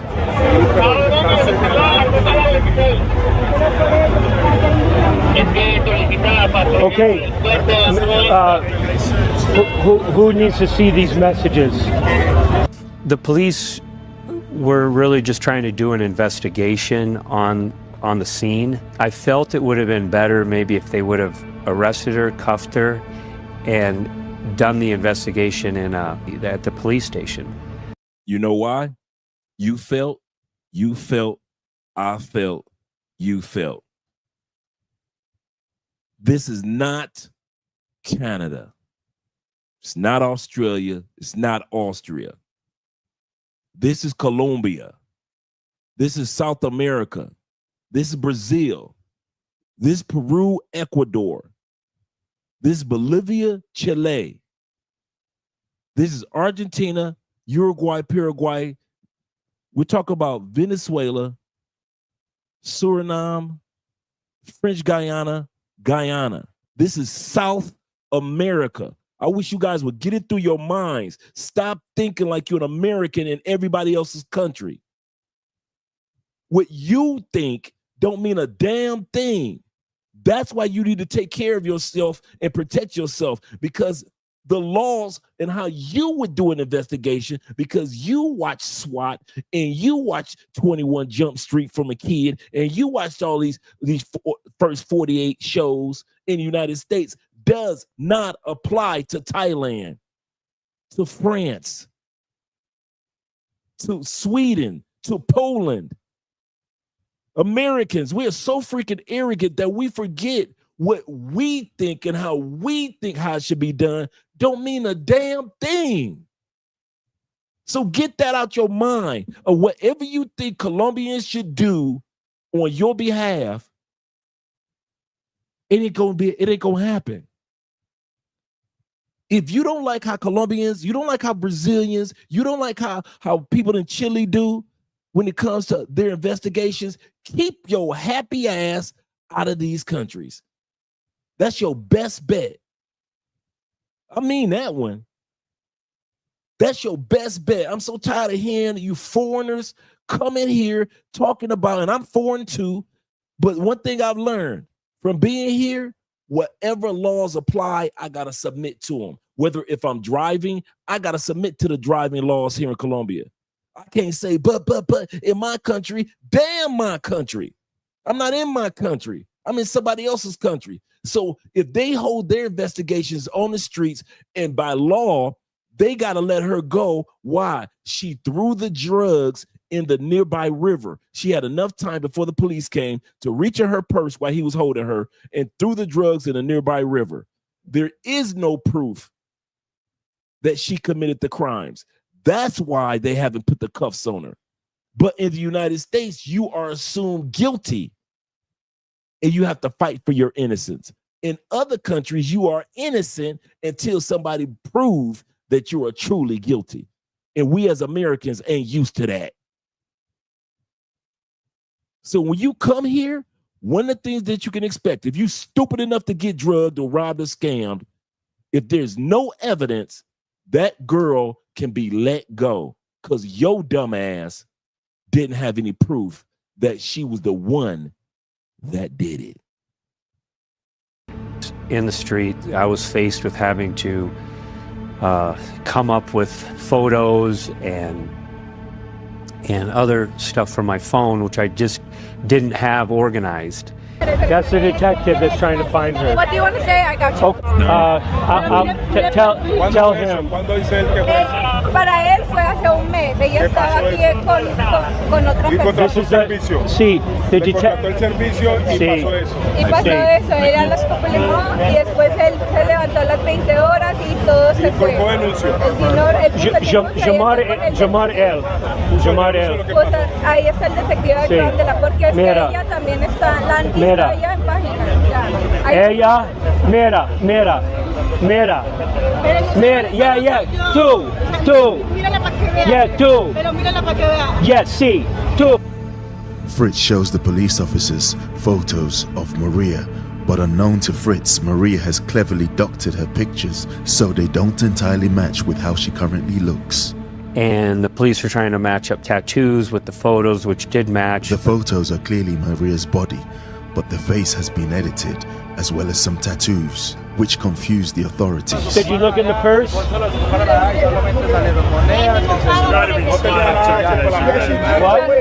She threw it? She threw a bunch of shit. Oh my God. Tell him. Pero es que el momento que ella la vio, porque el momento que ella la vio, ella corrió. Entonces, pues uno, ¿quién va a saber? No. Pero porque él va a agarrar una persona extraña. Pero mira la foto, me está confundiendo, amor. She had it. No, they're saying that they can't take her because it's what occurred with you a month ago. Because she threw it? Yeah, well, because they can't find it. And also, but the other thing is, what they can do is they will give you her information so that you can continue to do with the detective, because now he can find her, like by her name and her stuff. And tell her that it was 100% her. And then you're gonna take our Are you really sure? It's 100%. I met her right And here. you have any more pictures of her? I have the video, but it got... Where is the video? Let me see the video. Have good video. No, the landlord sent it to the detective. All my conversations with the detective are here. I wouldn't go through this embarrassment. See if he picks Yeah, I can. Call him detective, because then you have to... A representative from the mayor's office requests that Fritz call the detective. He tries to call. Now, don't let that slide by because it's very important. A representative from the mayor's office came down. That's how serious it's starting to get with these arrests with these ladies. Don't let that slide down. Slide by. Don't think there's just a regular cop out there. The mayor's office is starting to get involved in some of these situations and pass some of these tourist laws. Call him, but it's about 3:30 a.m. in the morning. She can also put an announcement on you because of how you grabbed her. Perfect. She can. She can't give you the picture. She's only going to give you the number. Take it because they got it anyway. Don't worry about it. Okay, I appreciate that. Alejandra Salgado Ortega. Salgado. The police provide useful information related to Maria, which will prove to be very useful. And they were not able to keep her under arrest. And so they had to let her go, which was really disheartening because I felt I finally had her. And, you know, it was a mess, you know, trying to get her. At the end of the day, they let her go because it had happened previously. So in that moment, she was not a criminal. Maria continues protesting her innocence, and at this moment it appears as if she has avoided being brought to justice. But little does she know that our guy was watching from the corners and will link up with Fritz to bring justice. If you'd like to find out what happened next, please keep watching this video.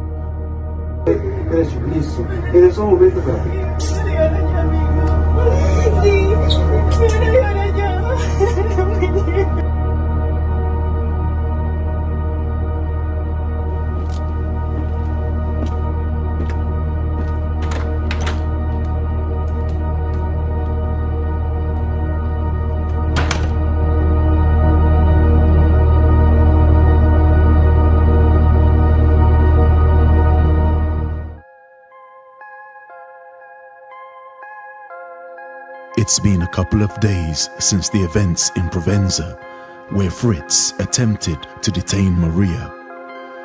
So after the Provenza incident, it appeared as though she'd gotten arrested. She left with the police, but I later found out that she hadn't been. And I believe that was largely due to lack of evidence.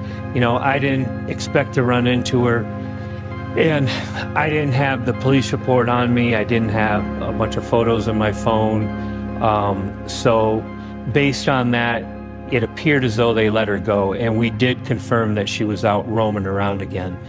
So that's when I enlisted the help of the Obiland team, and I talked with Obi, and we devised a plan to try to track her down. I'll be honest with you, I've never met a guy like Fritz, ever. To be honest, he could have done this whole thing on his own. He didn't need me. He didn't need Obiland. He didn't need our support. But it's understandable because this guy, he's ex-military. He was hell-bent on getting justice, completely hell-bent on getting justice. And I was there. I was in Provenza. I oversaw the events which happened that night. And I'll be honest with you, I was completely disgusted at the way the police treated him.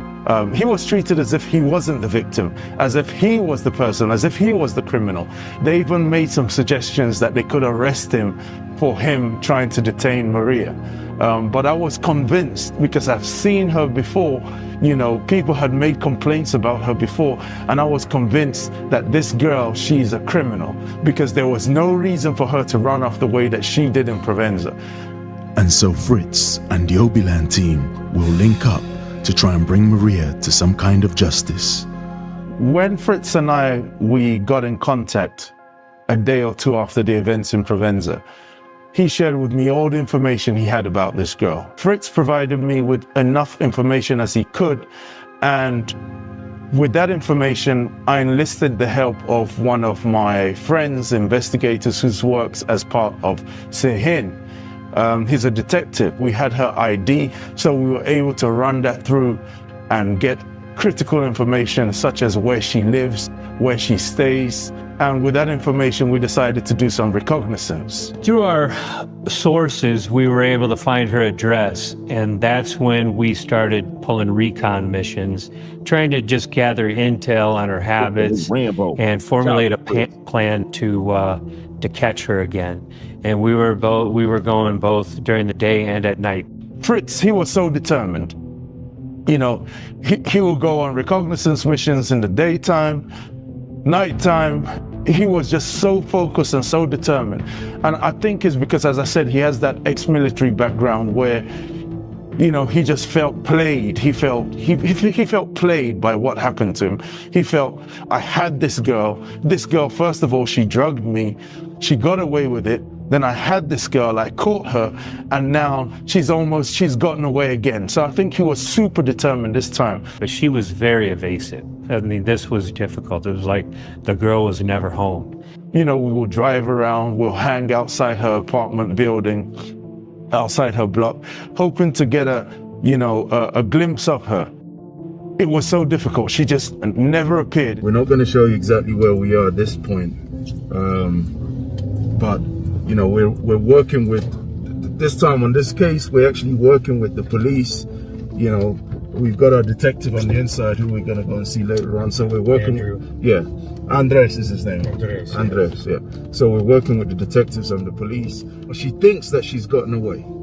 She thinks that she's gotten away, but she doesn't know that we're monitoring her and we're looking at her. All these girls, we're all going to ensure that they face justice.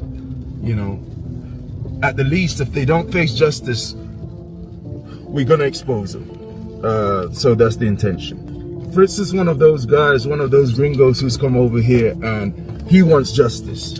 I hold grudges. Yeah. And I got a grudge on this. Yeah. You know, he wants justice and we're going to get that justice. And this girl, she has no idea what we've got in store for her. And we've got our guys coming in. And you got to think about what Fritz is going through. I'm going to bring that back for a second. You got to realize that Fritz just got played in the States for his hotel that he owned, for half of his construction business, for several cabins that he built. He's already just trying to put behind that he got used by a woman in the States. He's trying to put that part behind him and look for love in another country. And then when he comes to another country, he get played by another female. So just imagine what that man's mind is right now. He ain't having it. I might not could have do anything about it in the States because of the laws against men in the States. But he like, I dang sure can do something here, at least by doing recon. So that's why that man is so adamant about this, man. He already went through enough hell with women to where he like, I'm not about to let this one slide like I had to let it slide in the States. I hold grudges. Yeah. And I got a grudge on this. Yeah, now that discernment, you know, he wants justice, a lot of and dudes don't. we're going to get that justice. And this girl, she has no idea what we've got in store for her. And we've got our guys coming in. So it is what it is.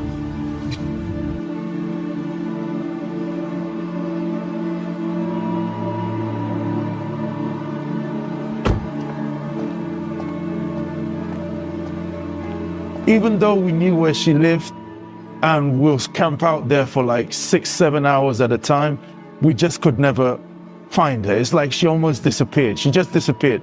And we were sure that this is her address because our detective, who I trust, my detective, who works in a special branch of Medellin police, the Sehin, she disappeared and it was just frustrating. But still, from the experience that I have of doing this stuff, I told Fritz, listen, we just got to keep on pressing, moving ahead, and hopefully that she'll show up somewhere. They always make a mistake.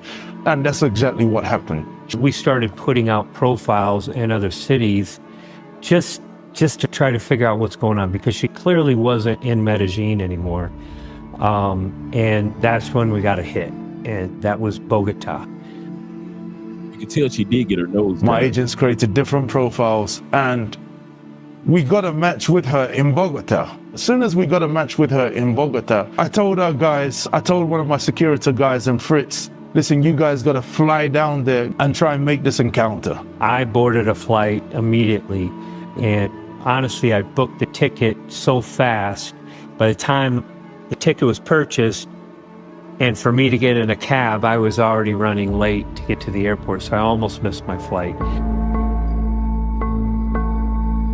And we flew one of our security agents in from Cartagena, and he arrived, and that's when we formulated the plan and plot to get her to our hotel so that we could catch her for good this time.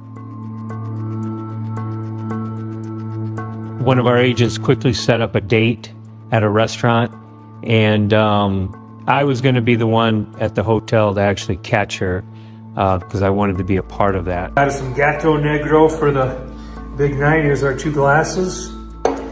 One of these glasses later is going to have some scopolamine in it, and it won't be getting put in there by me. When she comes in, we're going to get all the lights on. Lewis is going to be hiding in this room right here. He's going to be hiding in here, and we're going to lock the door so that way, because we're sure that when she goes to the bathroom here, she's going to try to open this door to see what's in there. He's gonna come busting out just like that. He's gonna grab her phone. I'm gonna grab her purse. And we're gonna put the purse right here. We're gonna go through it, which we'll probably find the drugs in there. Then we're gonna call the police. Police are gonna come busting it through that door. Well, at least that's the plan. Put it this way, let's just hope that she's able to turn up, like, you know, she comes to the date, whatever. And then she definitely is gonna have the drug on her. You know, she's definitely, they say a tiger doesn't change its stripes, or a leopard doesn't change its stripes. So I just reckon that, you know, she's bad news, that girl. She's terrible, terrible. Crazy. Okay. All right. Hey, number dos. Okay. Good luck, guys, man. Gracias. Good luck.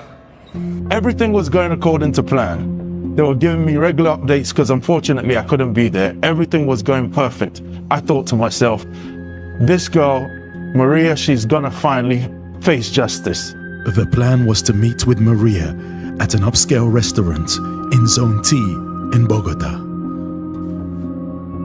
We had the date set up. She confirmed several times during the day. And then she was running late, which is, I guess, normal in Colombia.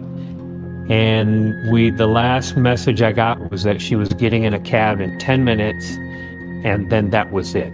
I mean, she put us on ice after that. There was no response.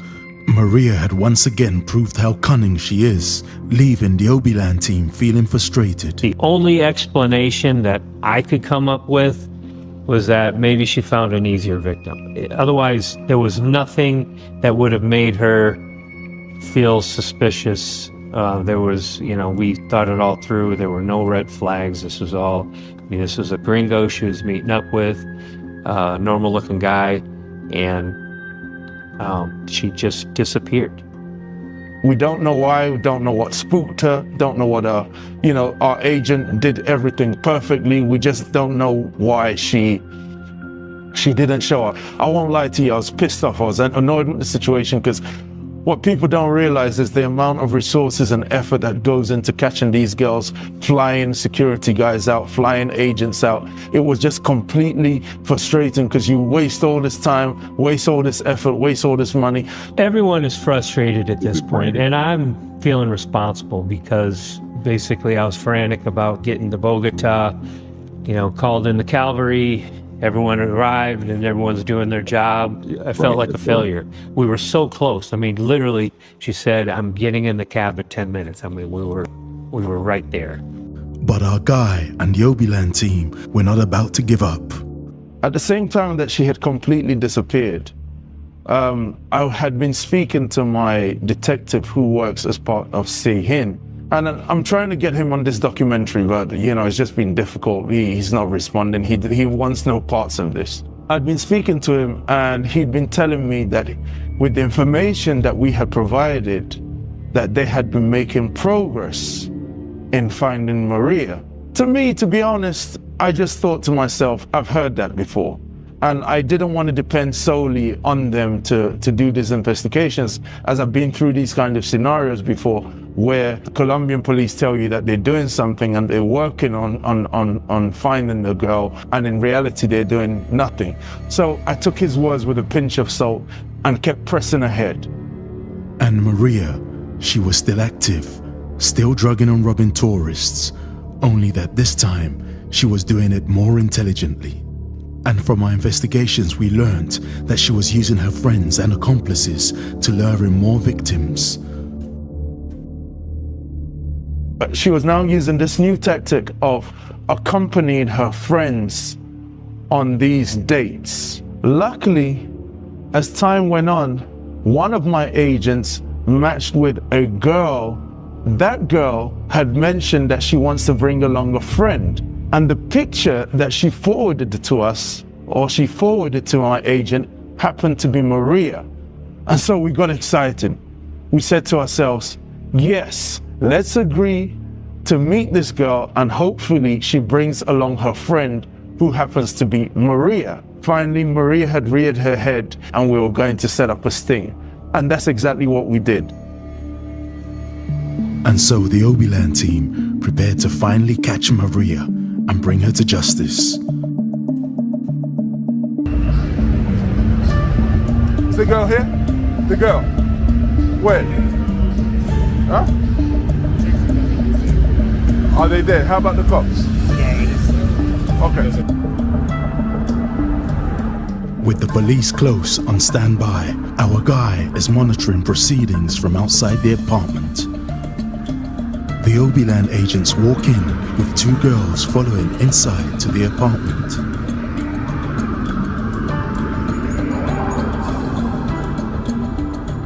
And she said she wanted to show up with one of her friends. And so we're waiting there for two girls pull up in a taxi, but neither one of them is her. And they were there clearly to rob us. We let the girls come in and they were clearly on a mission to get us, so we entertained them for a little while. But because neither one of them was Maria, we really didn't want to start going after all these other random girls because there's a lot of them out there. The agents have set up the undercover cameras, and it quickly becomes very clear through conversations and other signals that these two women don't have the best intentions for our agents. But the problem is that neither one of them is Maria, and she had fooled the team once again. Another girl turned up. It wasn't Maria. I was completely frustrated. I lost it, especially as I had pretended to be a homeless guy. You know, I was actually sitting next to a homeless guy who was smoking goodness knows what in his pipe, you know, observing the proceedings. Who's the person on your profile? Like, ask them this, like, you know, but be careful.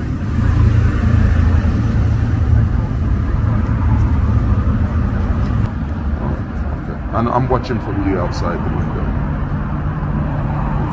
Can you see? Look, by the homeless people right there. And we just couldn't go forward. My agent, he came to me and he said, hey, listen, Maria didn't turn up. There's another girl that turned up. And we had to abort the mission. I had to abort the mission. This was, you know, another frustration for me. All right. Get rid of the girls, man. We had to abort that mission. It just didn't make sense to continue because, you know, there was no crime notices, no denuncia, no police report against those two girls who had shown up. Neither one of them was Maria, so we weren't looking to start up a whole nother deal, and we just don't have time to go after all of them. So we aborted that mission. Another day of frustration, another day of the team feeling like Maria girl is just such a slippery bitch. She had played us once again, and the frustration was just growing daily. But with thousands of tourists in her city, Medellin, Maria just couldn't keep her head down with more victims reporting to Obiland. Now, Maria, she was making mistakes. And those mistakes were, she was very, very active. And more people were emailing me and writing to us saying that this girl has drugged and robbed me. Apart from Fritz, one of her latest victims, who declined to appear on this documentary, would be the second catalyst that would lead to the downfall of Maria. As she closes the door, he staggers out completely confused. And so we kept on feeding that information to our detective in Sehin, and they were very grateful with the information that we were providing, giving them context. Now, he mentioned a couple times the detective with Sehin, S-I-G-E-N.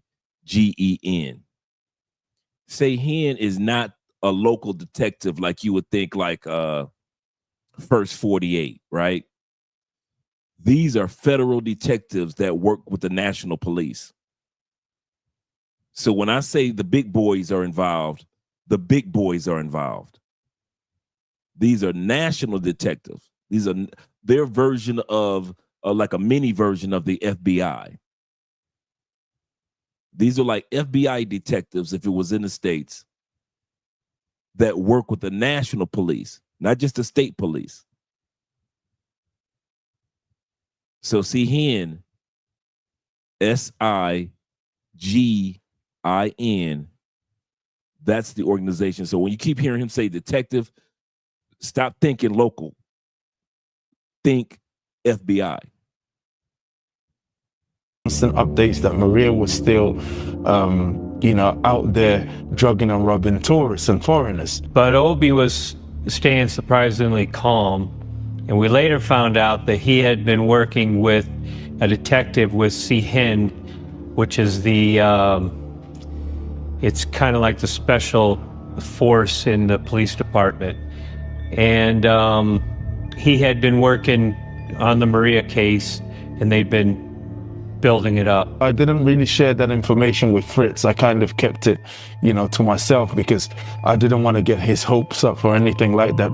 And so our guy continued working closely with his contacts within the Sihin, sharing information about Maria and her latest victims. The Obiland team had a new concrete plan for Maria and were about to execute it, but we were advised to hold fire. So my contact, he told me, listen, Obi, there is something big which is going to be happening around March 18th, that they've got a good lead on Maria, and, something big is going to happen.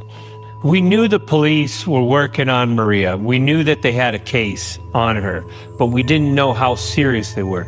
I had my doubts because I had caught her once already, literally physically brought her to the police, and they let her go. So we really didn't know how serious, but they were in fact building a really strong case against her, and with the help of Obi, discreetly. And so 4 months after drugging and robbing Fritz and a couple of other victims after him, it could be that justice would catch up to Maria. For years, she had gotten away with her crimes, with reports against her stretching back 5 years ago. She had grown accustomed to getting away with her crimes, and even when caught red-handed by Fritz, she was let go by the police. And so emboldened, she probably believed that nothing could go wrong for her. But she's about to find out.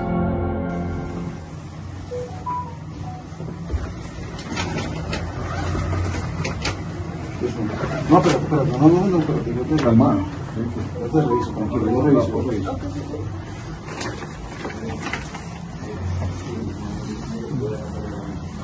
María Alejandra Salgado Ortega, identificada con cédula de ciudadanía 1-6-5-6-1. Te voy a notificar una orden de captura que tienes. La orden de captura 00. So she already had an arrest warrant. They had been building a case up on her on a federal level. Escúchame primero. Independiente, María Alejandra. Háblese y escuche. ¿Por qué tiene esa orden de captura? Por unos delitos. Concierto para delinquir. Hurto calificado. So she was a thief, stealing things from stores. At the same time, she's stealing during the day, and she drugging and robbing dudes at night. Grabado, hurto calificado, menor cuantía. Listo. Esta orden fue proferida por el juzgado 16 penal de control de garantía de Medellín. Listo. Te voy a leer unos derechos. Si no entiendes los derechos, me dices para yo explicártelo. Listo. El hecho que se le atribuye el motivo de su captura y el funcionario que lo ordenó. Derecho a indicar a la persona a quien se le deba comunicar su aprehensión. Derecho a guardar silencio. Maria is under arrest and is now being read her rights. A declarar en contra de su cónyuge, compañero permanente o pariente dentro del 4º grado de consanguinidad, o civil o segundo de afinidad.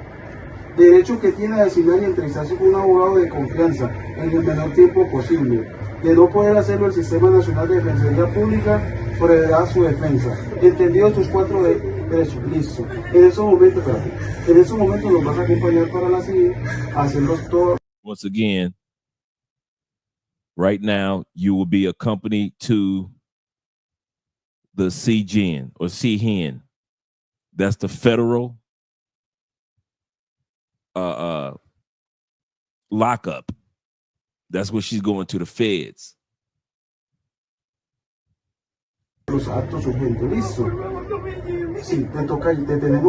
Interestingly, because we had our inside sources inside the police department, which gave us unedited footage of her arrest where they didn't fuzz out her face. It was a really clear video. And in that video, she's basically saying the same exact things she was saying when I grabbed her and was holding her. No, no, no, no, no, no, no, no, no, no. And, you know, one kind of funny point was when I yelled at the police and was like, she scopolamine me. She's like, no, no, pointing at me. But it's really kind of comical how she responded and said the same exact things when the police arrested her as when I grabbed her and brought her to the police. Hacerlos todos los actos urgentes. Listo. Sí, te toca, te tenemos que llevar para presentarte a la fiscalía. No me lleve. Aparece, por favor. No me lleve, me van a dejar allá. No me lleve, me van a dejar allá, amigo. Sí, me van a dejar allá. No me lleve. Me van a dejar allá, amigo. Sí. Tengo que presentarnos. Nosotros no sabemos. Necesitamos que. Listo. Un buzo. Vamos a ver. Un buzo. ¿Tienes un buzo por ahí? Aquí, un saco, un saco. Jefe, grupo contra atracos de la sigila.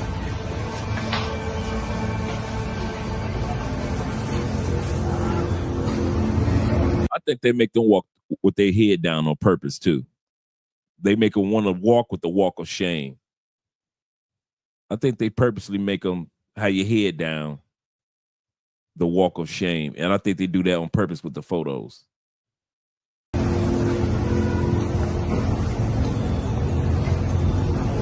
You're not allowed to have your head up. By the time the news broke out with this arrest, they had actually been arrested 10 days earlier on March 18th. And Obi knew about it. I didn't, but the rest of the world found out soon after. You're watching DC-born Rob. Shout out to my boy Rob. It is March 28, 2025, and this is the latest breaking news from Medellin, Colombia. Let me give props first to Debo. Thanks for the support, brother. Appreciate it. Much thanks. I am going to be running video of these perpetrators in the act and getting busted, and I'm gonna play that at the end, so make sure you stay to the end, just because it has its own sound and their discussions and so on. I want you to hear the video for yourself and not just as B-roll. But let's just jump into this story right away. The Barbies gang, a gang of women who drugged and robbed foreigners in Medellin, has been captured. Authorities tracked them down for 8 months. At the time, So they were a gang. Look at all this money up here. All this money here. This is just what they caught them at that moment with. This is just when all these ladies is what they caught them in that moment of time. This is not everything that they stole from people over the years. So that's why the feds got involved. for their capture, they had $2,700 and €1,000. The Metropolitan Police of the Abur Valley reported this Friday the capture of a criminal gang known. And so make sure you stay to the end, just because it has its own sound and their discussions and so on. I want you to hear the video for yourself and not just as B-roll. But let's just jump into this story right away. The Barbies gang, a gang of women who drugged and robbed foreigners in Medellin, has been captured. This is what y'all getting drugged by. I want y'all to take a quick look. Because when I go on the Facebook page for scopolamine, it be the same looking chicks. This is what y'all come to South America for, huh? This is the best that you could have got in South America. A skinny chick that looked like a bulldog. You got the other chick in the black in the corner. She probably look halfway decent. But the rest of them look like a mistake for even walking in there. These are the women on a regular basis. It'll never be the hot chicks. It'll never be the hot chicks that y'all get drugged and robbed by. It be some of the most unattractive Colombianas that rob and drug y'all. I want y'all to see that. That lineup ain't full of hot chick sexiness. Ain't nothing sexy. But y'all will allow these women to drug and rob y'all every time. Authorities tracked them down for 8 months. At the time of their capture, they had $2,700 and €1,000. The Metropolitan Police of the Abur Valley reported this Friday the capture of a criminal gang known as Las Barbies, made up of women between the ages of 20 and 28, who were allegedly involved in the theft from foreign citizens in Medellin. Uniformed officers from the Criminal Investigation Section, after learning of the existence of this illegal group that affected economic... So they went in with 2 dudes and came out as 2 ladies. In other words, 2 ladies, 2 dudes went in and only 2 ladies came out. ...assets and put people's lives at risk. For 8 months, collected material evidence of the at least 24 thefts carried out in the metropolitan area, of which 47 foreign citizens would have been victims. During the investigation, they learned that the women initially contacted the foreigners, gaining their trust through social media. Once they arrived at their accommodations, they gave them toxic substances to render them defenseless and then stole their belongings, including credit cards, cash, luxury watches, and electronic devices. Their thefts are estimated to have reached more than 1.2 billion pesos. The police professionals provided the prosecutor's office with sufficient evidence to request arrest warrants for the crimes of conspiracy to commit crime and theft against these 5 women, which were carried out in the same number of search and seizure operations in the municipalities of Medellin, San Geronimo, and Bello. The following items were seized: a sound suppressor, 5 cell phones, 5 eyedroppers, 4 wigs, 3 watches, and 2 luxury handbags worth over $2,700 and €1,000. 3 of the women involved will be held in prison, 1 at home, while another was released but linked to the case. Medellin Secretary of Security and Coexistence, Manuel Villa Mejia, stated that the victims were citizens of countries such as Norway, Mexico, the United States, Australia, Germany, Russia, and Colombia. All those countries, 47 men, 24 crimes by 5 women.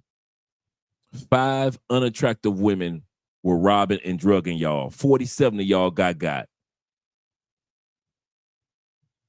by unattractive women. You would have never seen your mama, your kids, your cousins, nobody ever again by 5 unattractive women. Furthermore, during the raids, they found substances used to sedate the victims. We continue working to dismantle criminal gangs to guarantee security in Medellin. We reiterate our call for citizens to report any suspicious cases via ADIT. So there you go. I got to give props to the cops. The cops are doing the job. The cops are doing their job. They're on it. So I want to say props to the cops, myself. Again, they are doing their job.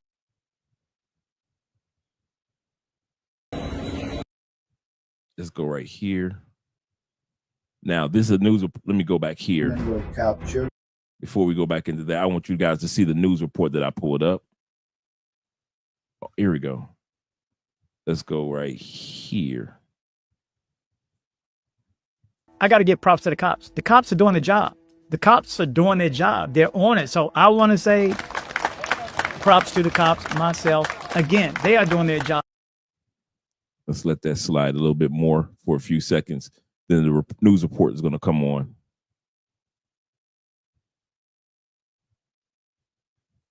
Let me see if I can get it to the beginning.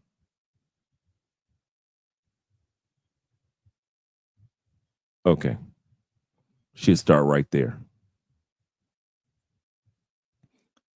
T-Mac, shout out to T-Mac once again for the love. The National Police on the Cash App. Successfully dismantled an organized criminal network responsible for robbing foreign citizens using numbing substances. The operation was led by the contracting group of the Criminal Investigation Section of the Aura Valley Metropolitan Police, who identified 47 victims. It is important to highlight that 5 search procedures were carried out in which 5 women were captured, specifically in San Jerónimo, Manrique, San Antonio de Prado Bello, and Laureles celebrated the seizure of a sound suppressor for a ground weapon, 5 cell phones. Additional items confiscated during the bust included 5 droppers, 4 wigs, multiple high-end watches, $2,700 and $1,000. The National Police remains committed to fighting against criminal organizations and individuals. Now, this is the article that I pulled up on that day. As you can see, March 28th, according to the police, there are 47 victims of different nationalities who were allegedly robbed of 1.2 billion pesos in belongings, money, and credit cards. And 1.2 billion pesos, we're going to take time to see what that is. I translated that, and that is almost $300,000 that you guys got robbed of. $300,000 by some ugly chicks. I'll say that again. Y'all came all the way down to South America just to get robbed by some ugly chicks? You shouldn't be down here getting robbed at all. It's not that serious. I never see you guys, when they post on the Scopolamine website on Facebook, every blue moon is an attractive chick. 90% of the chicks that they post are just a regular, very unattractive, broke Colombianas. So you can't even blame this on attractive Colombian women. Y'all like ugly Colombian women, don't y'all? Gotta be. It's gotta be that you like ugly Colombian women. If she attractive, it ain't for you. But if she's a plain Jane looking Colombian or a broke looking Colombian woman, them the ones that y'all go for, huh? It seems that way. $300,000 down the drain for some ugly chicks.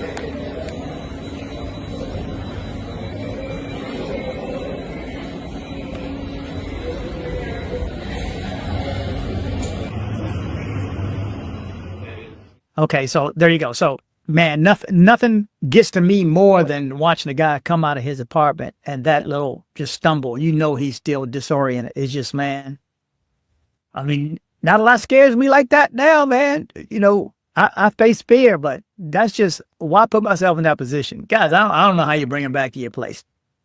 Said it before, I don't get how you do it or why you do it. Or I mean, it is what it is. Again, I'm going to say it like I said it before.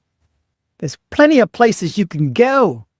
This 2 o'clock in the morning after drinking and bringing somebody back and partying and they pouring the drinks in your mouth. I mean, guys, got to be careful. Anyway, I preached enough. So this all happened on March 18th, 2025. I didn't share this information with Fritz initially because I wanted to be sure that there were going to be concrete charges brought against Maria, that she was actually going to be prosecuted and go to jail for these crimes. Our contact within the Sehen police shared with us Maria's actual arrest documents. We also have other documents related to her sentence for the crimes committed. 10 days after her arrest, Maria was paraded alongside 4 other girls who the media dubbed as the Las Barbies. The authorities painted them out to be part of all the same gang, in what could be perceived as a public relations victory for the Medellin police. The Fiscalia actually rounded up 5 or 6 girls and they paraded them, and Maria was one of those girls. She was in shame. She had her head down in the parade. The media labeled these girls as Les Barbies, and they're going to be off the streets at least for the next 5 years. We've been told that she's going to get 3 to 5 years. Her attorney is trying to use the media as an excuse, basically saying that this is all just a media stunt and they're trying to make an example out of his client. But I'm glad that on this occasion that the Colombian justice system actually worked, because they just completely threw the whole thing out, labeled as bullshit. Before we go into this last part, let's go back and add this to the stage. I'm going to remove this. And once again, let's look at what we were looking at earlier when it comes to prosecution in Colombia. When it comes to arrests, Let's scroll right here. No. We looked up. When it comes to the percentage of the arrests, 2022, 1,200 women and men got arrested for trying to drug and rob somebody. 2023, it was 1,500. In 2024, it was 1,600. Because y'all keep on letting the game, letting them get away with it by keep on inviting these people in. So it's more people that's going to get arrested because there's more people that's getting out there trying to rob and drug y'all. I don't think y'all realize that y'all hot commodity in South America now. Stupid men with money? Shh. Let's get them, girls. Let's get them, girls. Stupid men from another country with a pocket full of money. We about to get all these hungry simps. Even ugly girls are in on it now. Even unattractive chicks. Los Barbies. Ain't nothing Barbie about them chicks. 2025 so far, between 1,700 to 1,900 arrests, you notice the percentage has gone up every year. What I wanted to show you guys was this. We looked at the total arrests, but let's look at the prison sentencing. Women on average get between 5 to 10 years for scamming and robbing you dudes. It's still considered nonviolent. Men who try to do the kidnapping thing, violent robberies with guns, they end up with 8 to 15 years. So most of those women that got arrested, they're going to end up with about 5 to 10 years in jail. So let's go back and watch the last part of the video.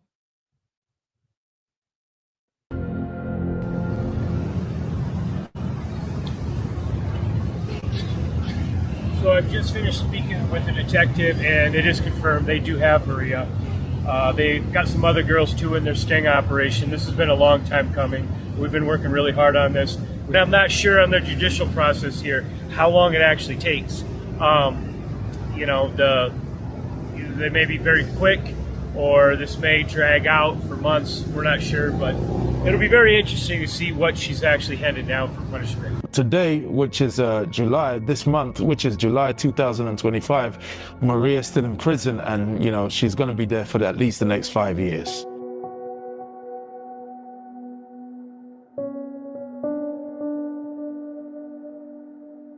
In the end, I feel that I got justice. I know there's a lot of people who have come to Colombia, been robbed. I know they probably deep down wish they could catch the girl that did this to them or get justice in some way.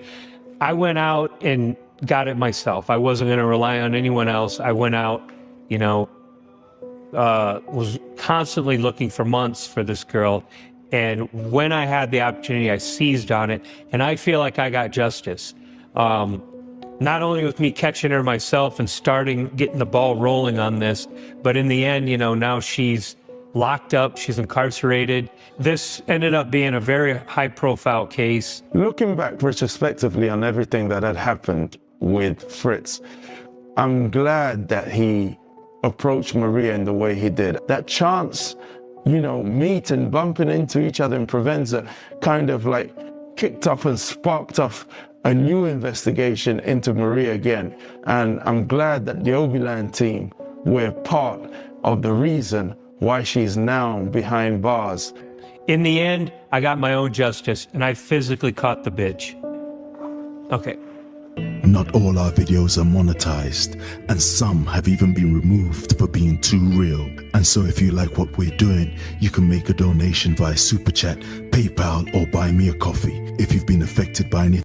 So go ahead and make sure you guys show some love to my man Obiland and his team over there, what they've been doing, some great things. Really great things. Make sure you subscribe to their channel, show support, as well as my boy DC Rob. Shout out to DC Rob. Appreciate all that he does as well. My man Zeta says this. He said, "What happens when you think with your little head and not with the big head? I really don't feel any sympathy. I don't either. I've met many good Colombian women at the gym. Absolutely, at the gym. At the gym. He said, dudes need therapy. Yep. He said, do they early release for good be? No, not that I know of. Not that I know of.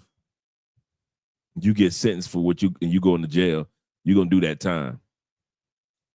You're gonna do that time. My man African Wolf says, man, the man needs at this point in time, he needs a good church girl at this point. He does. He does. Yeah, Maria punching at the air right now for real. Getting her Cuba Gooding Jr. on. So this is a good episode because I wanted to let you guys see what happens, what the organization is, like the CHEN, the federal detective groups that work on it. I want to let you guys see that the mayor's office in Medellin was a part of it.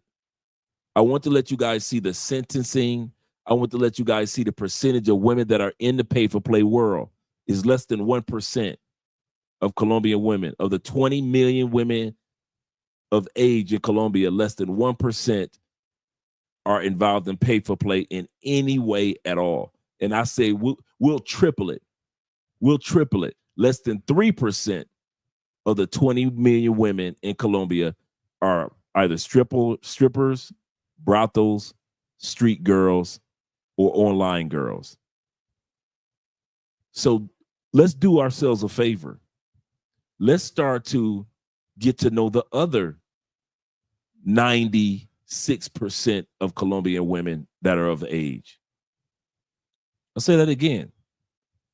There are 96% of the women in this country that a lot of dudes don't even get 5 seconds to. 96%. That's like owning a car and walking around with the steering wheel, but complaining that it takes too long for you to get to work. I'll say that again. That's like owning a excellent new car, but it has a detachable steering wheel. And you take the steering wheel off and you walk to work every day. And it takes you 3 hours to walk to work with the steering wheel in your hand, while 96% of the car is still in your parking garage. Yet you complain about how long it takes for you to walk to work and walk back with the steering wheel in your hand. You only got in your hand 3 to 6% of that car. That's how it is when you guys go to Rio, to Thailand, to Philippines, to Korea, to Colombia, to Germany, to Poland. If you only walking around with a small percentage of the women, you cannot blame the rest of the car for sitting in the garage. That's on you. That's on you. You left the rest of the car sitting in the garage. That's on you. So shout out to all you guys that were here, all 135 of you guys that were here this evening. I don't want to keep you guys too late. I know it's a Thursday evening. He said, Colombia is a place for men, real men, not boys. That's a good way of putting it. That's a real good way of putting it. He said, none of this would have happened if they wasn't thirsty Colombian women. If they weren't thirsty or thirsty for, Colombian women are beautiful, but everything that's beauty can be deadly. Yeah, everything that looks good ain't good for you.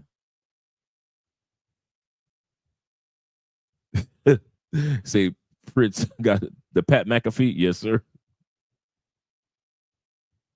My man Brandon says this. For some reason, I think Fritz will pick the same type of woman regardless of what country I thought about that too. Fritz looks like he's excellent in business. Looks like he's excellent when it comes to taking care of his health and his body. Seems like a really good dude. Let's be honest. This seems like a bad dude.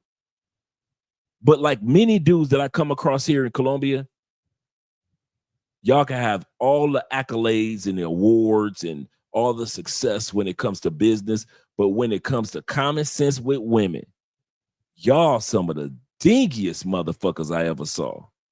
Y'all couldn't pick a good woman if that was her last name. Good.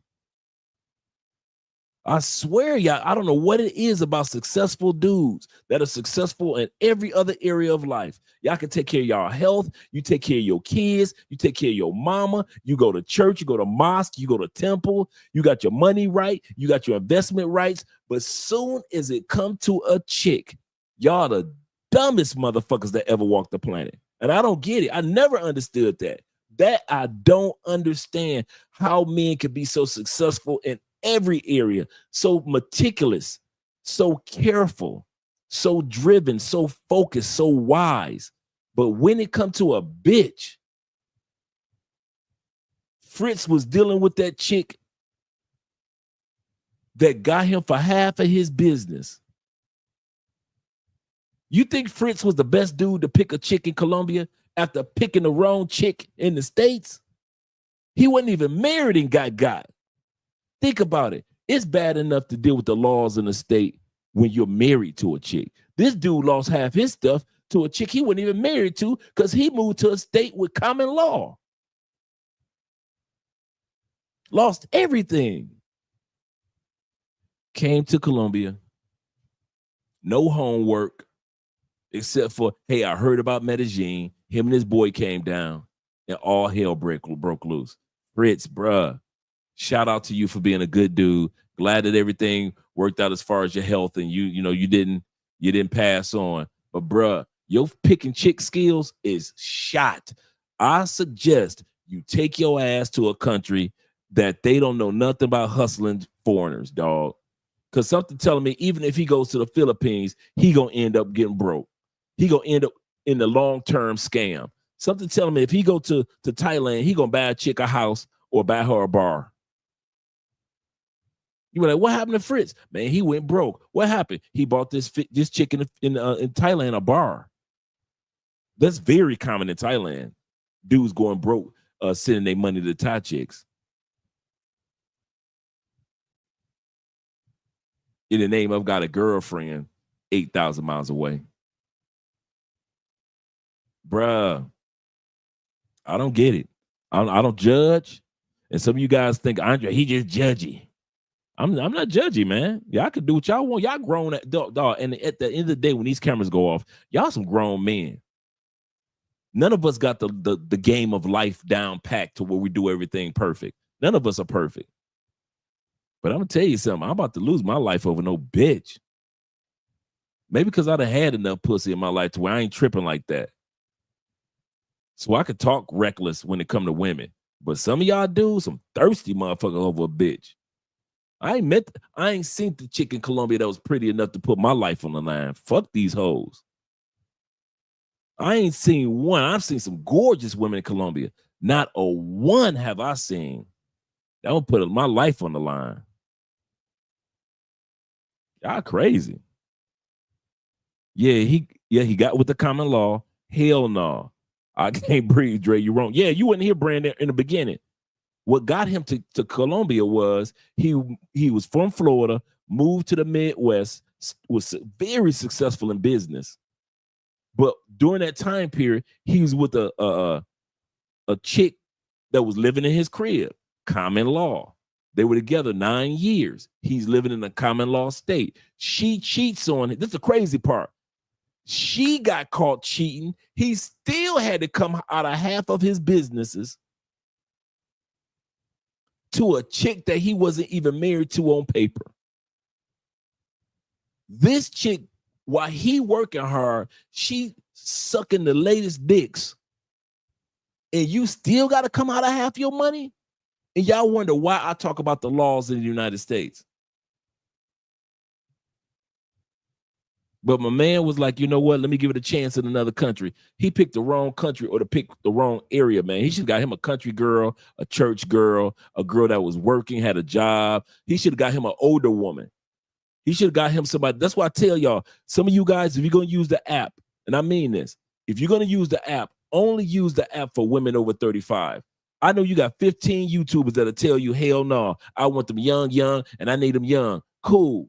Do what you want to do, bruh. But I'm telling you, the women that are over 35 usually have a career. She's usually graduated from college. She's usually already have a motorcycle or a car. She's usually either saving up to buy an apartment or she already owned an apartment. She's usually kind of stable. She got a career. She got a routine. She's either going back to school to get her master's, things like that. The women over 35 usually know a little bit of English because they learned it in school.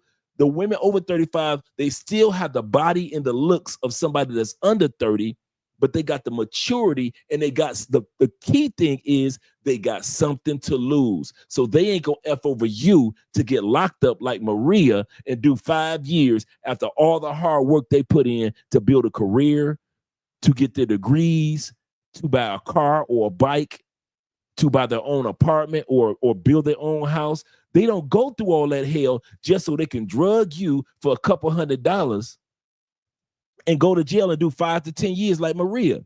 The women over 35 don't do that.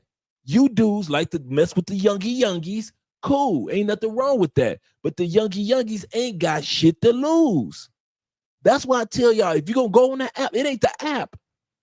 It is not Bumble. It's not Tinder. It's not Colombian Cupid. It's your dumb ass. You want to fuck the youngies. Cool. But there's a price that comes along with that. There's a price that comes with it. And so when y'all get caught up, notice the women that they marched out there, those were younger women. I'm not saying every older woman is perfect, but what I am saying, man, y'all, you got a better chance dealing with somebody over 35 because you ain't built for them young ass girls. I'll say it again, you ain't built for women that's younger. He came to Colombia, got drugged and robbed by a pug nose. Right, she looked like she got the same nose of a pit bull. She had a decent nose before. Wasn't nothing wrong with her nose. She went and got surgery. Her nose got pushed all the way back like Little Kim. Right, I have to meet their family first before they come visit my place. Absolutely correct. Absolutely correct. Yeah, that's what happened, Brandon. He got caught up in common law in the States. Was with a chick for 9. That's the crazy part. You with a chick for 9 years. You don't know how long she been cheating on you. And you still had to come out half your business to a chick that you weren't even married to. Man, them laws in the United States is crazy, bro. Crazy. Shout out to my man Chaos Rings. We about to end this live stream in a few moments with some outro videos. Shout out to all you guys that support by way of PayPal, Cash App, and Super Chats. Appreciate you, T-Mac, once again, as well as Gary's supporting by way of Cash App. He say, Fritz is a victim of circumstance. The U.S. society does not really socialize men with women properly. This is true. For them to make better choices in women. And just think about it, in the United States, you ain't got no better choices in women. Let's be real. You got 70% of the women that's obese or overweight, no matter what race. I mean, when I land in customs in the United States, I expect one thing, to be in that airport. Y'all ready? Fat women. Don't matter the race.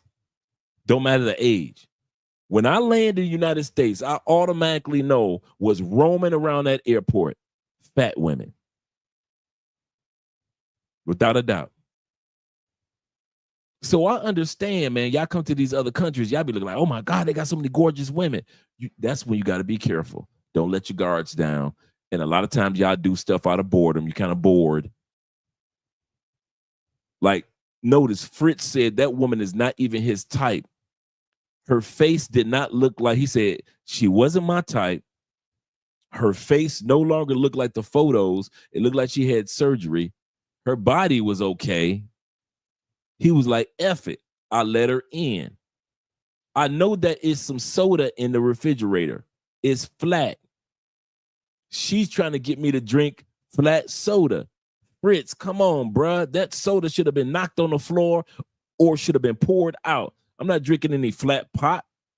The hell you think this is? So he should have tossed that out from the get-go. The fact that he said, I had watched videos about dudes getting drugged. So he already knew what was going on. She trying to force him to drink. But here we go again. You dudes will allow these women to manipulate you. And these ain't even pretty chicks. If an ugly chick can drug you, could you imagine if pretty chicks was in on it? I'm serious.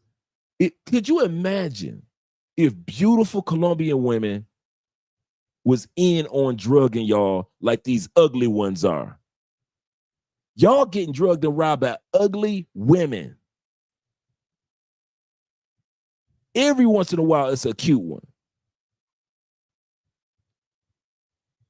And then I'm like, so if these dudes can't handle being around the ugly version of Colombians, how the hell they gonna be around some 9s and 10s? These dudes will lose everything. Man, if 9s and 10s was in it, man, you dudes would be jumping off bridges. Yeah, the laws are crazy there in the States. Absolutely correct. These dudes messing with bulldogs. Yeah, bulldogs in the face. That girl was ugly as can be after that surgery. Looking like, Annie, are you okay? Are you okay? Are you okay, Annie? Is this nonsense of drugging men going on the yeah? Oh yeah, it was slight in Brazil, but now it's starting to pick up traction over the last couple of years in Brazil. Yep. We need to do some shows on Brazil, on what's going on in Brazil too. I know a lot of you guys that go to Brazil, y'all in denial. No, that's just Colombia. Not no more, bruh. There's a lot of stories that have came out over the last 2 years about dudes getting got in Brazil.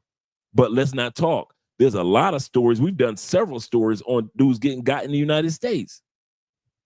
There's been plenty of y'all that got drugged and robbed in the States. Plenty. I mean, come on, J-Lo made a movie about it. The Hustlers movie. The Hustlers movie with J-Lo and the Asian chick and Cardi B was a true story about how stripper women used to drug and rob rich men. They made a movie about it. That's how bad it is in the United States. Yeah, the core support, yeah. Yes, that I guess that's what they're gonna call that surgery. I don't know what that is.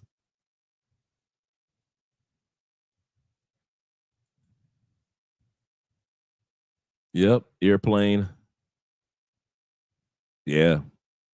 Low and ish. Yes, sir. Man, listen, it's crazy. And he said he didn't drink soda. I don't even drink soda. She giving him a massage. Just, dude, if the cup of soda is sitting in front of me and she has it in her hand, walks around behind me, bitch, why are you behind me? This the part. He had not, think about it, Fritz had not even been drinking that night. His faculties was 100% Fritz. So it wasn't like they came from a club and they've been drinking all night. He was drunk. No, he wasn't even drunk when he got robbed. Man, y'all too thirsty for me, bro. Y'all can't hang out. I'm gonna tell y'all something now. A lot of dudes can't hang out with me in Colombia. If I was single, hell no, man. That's why I was doing solo trips, man. Because it's too many thirsty ass dudes out there, man. I got to stop my vacation to go check on you because your dumb ass got drugged. So now I got to go to the hospital. I got to spend time calling your mama, calling your kids, calling the embassy to get you another passport. I'm going back and forth to the hospital, make sure you all right, because you my boy. My vacation is fucked because I'm a good dude, because you a dumbass. That's why I do solo. That's why when I was single, I did solo. Because I did not want my vacation fucked up because you a dumbass. Women over 35 in South America are gorgeous, especially the ones that, oh yeah, in the gym. Yes, sir. Yes, sir. Just hang around the squat rack. That's all. That's all you got to do.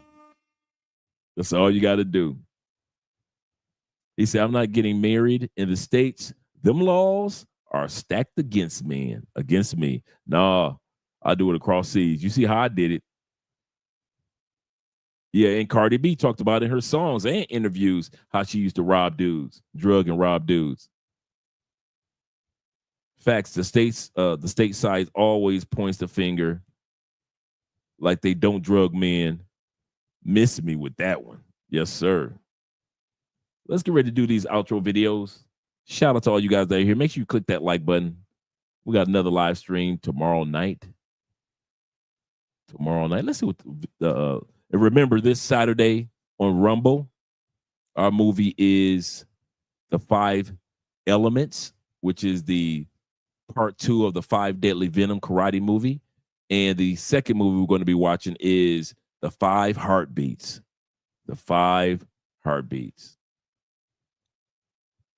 Shout out to all you guys. And let's enjoy the American woman. Money work. El mundo quiere dinero. Money work. Se arregla con dinero. Oh, y'all don't like the American woman? Oh, y'all don't like the American woman? Can I get a shout out for the American woman? Oh, y'all some haters.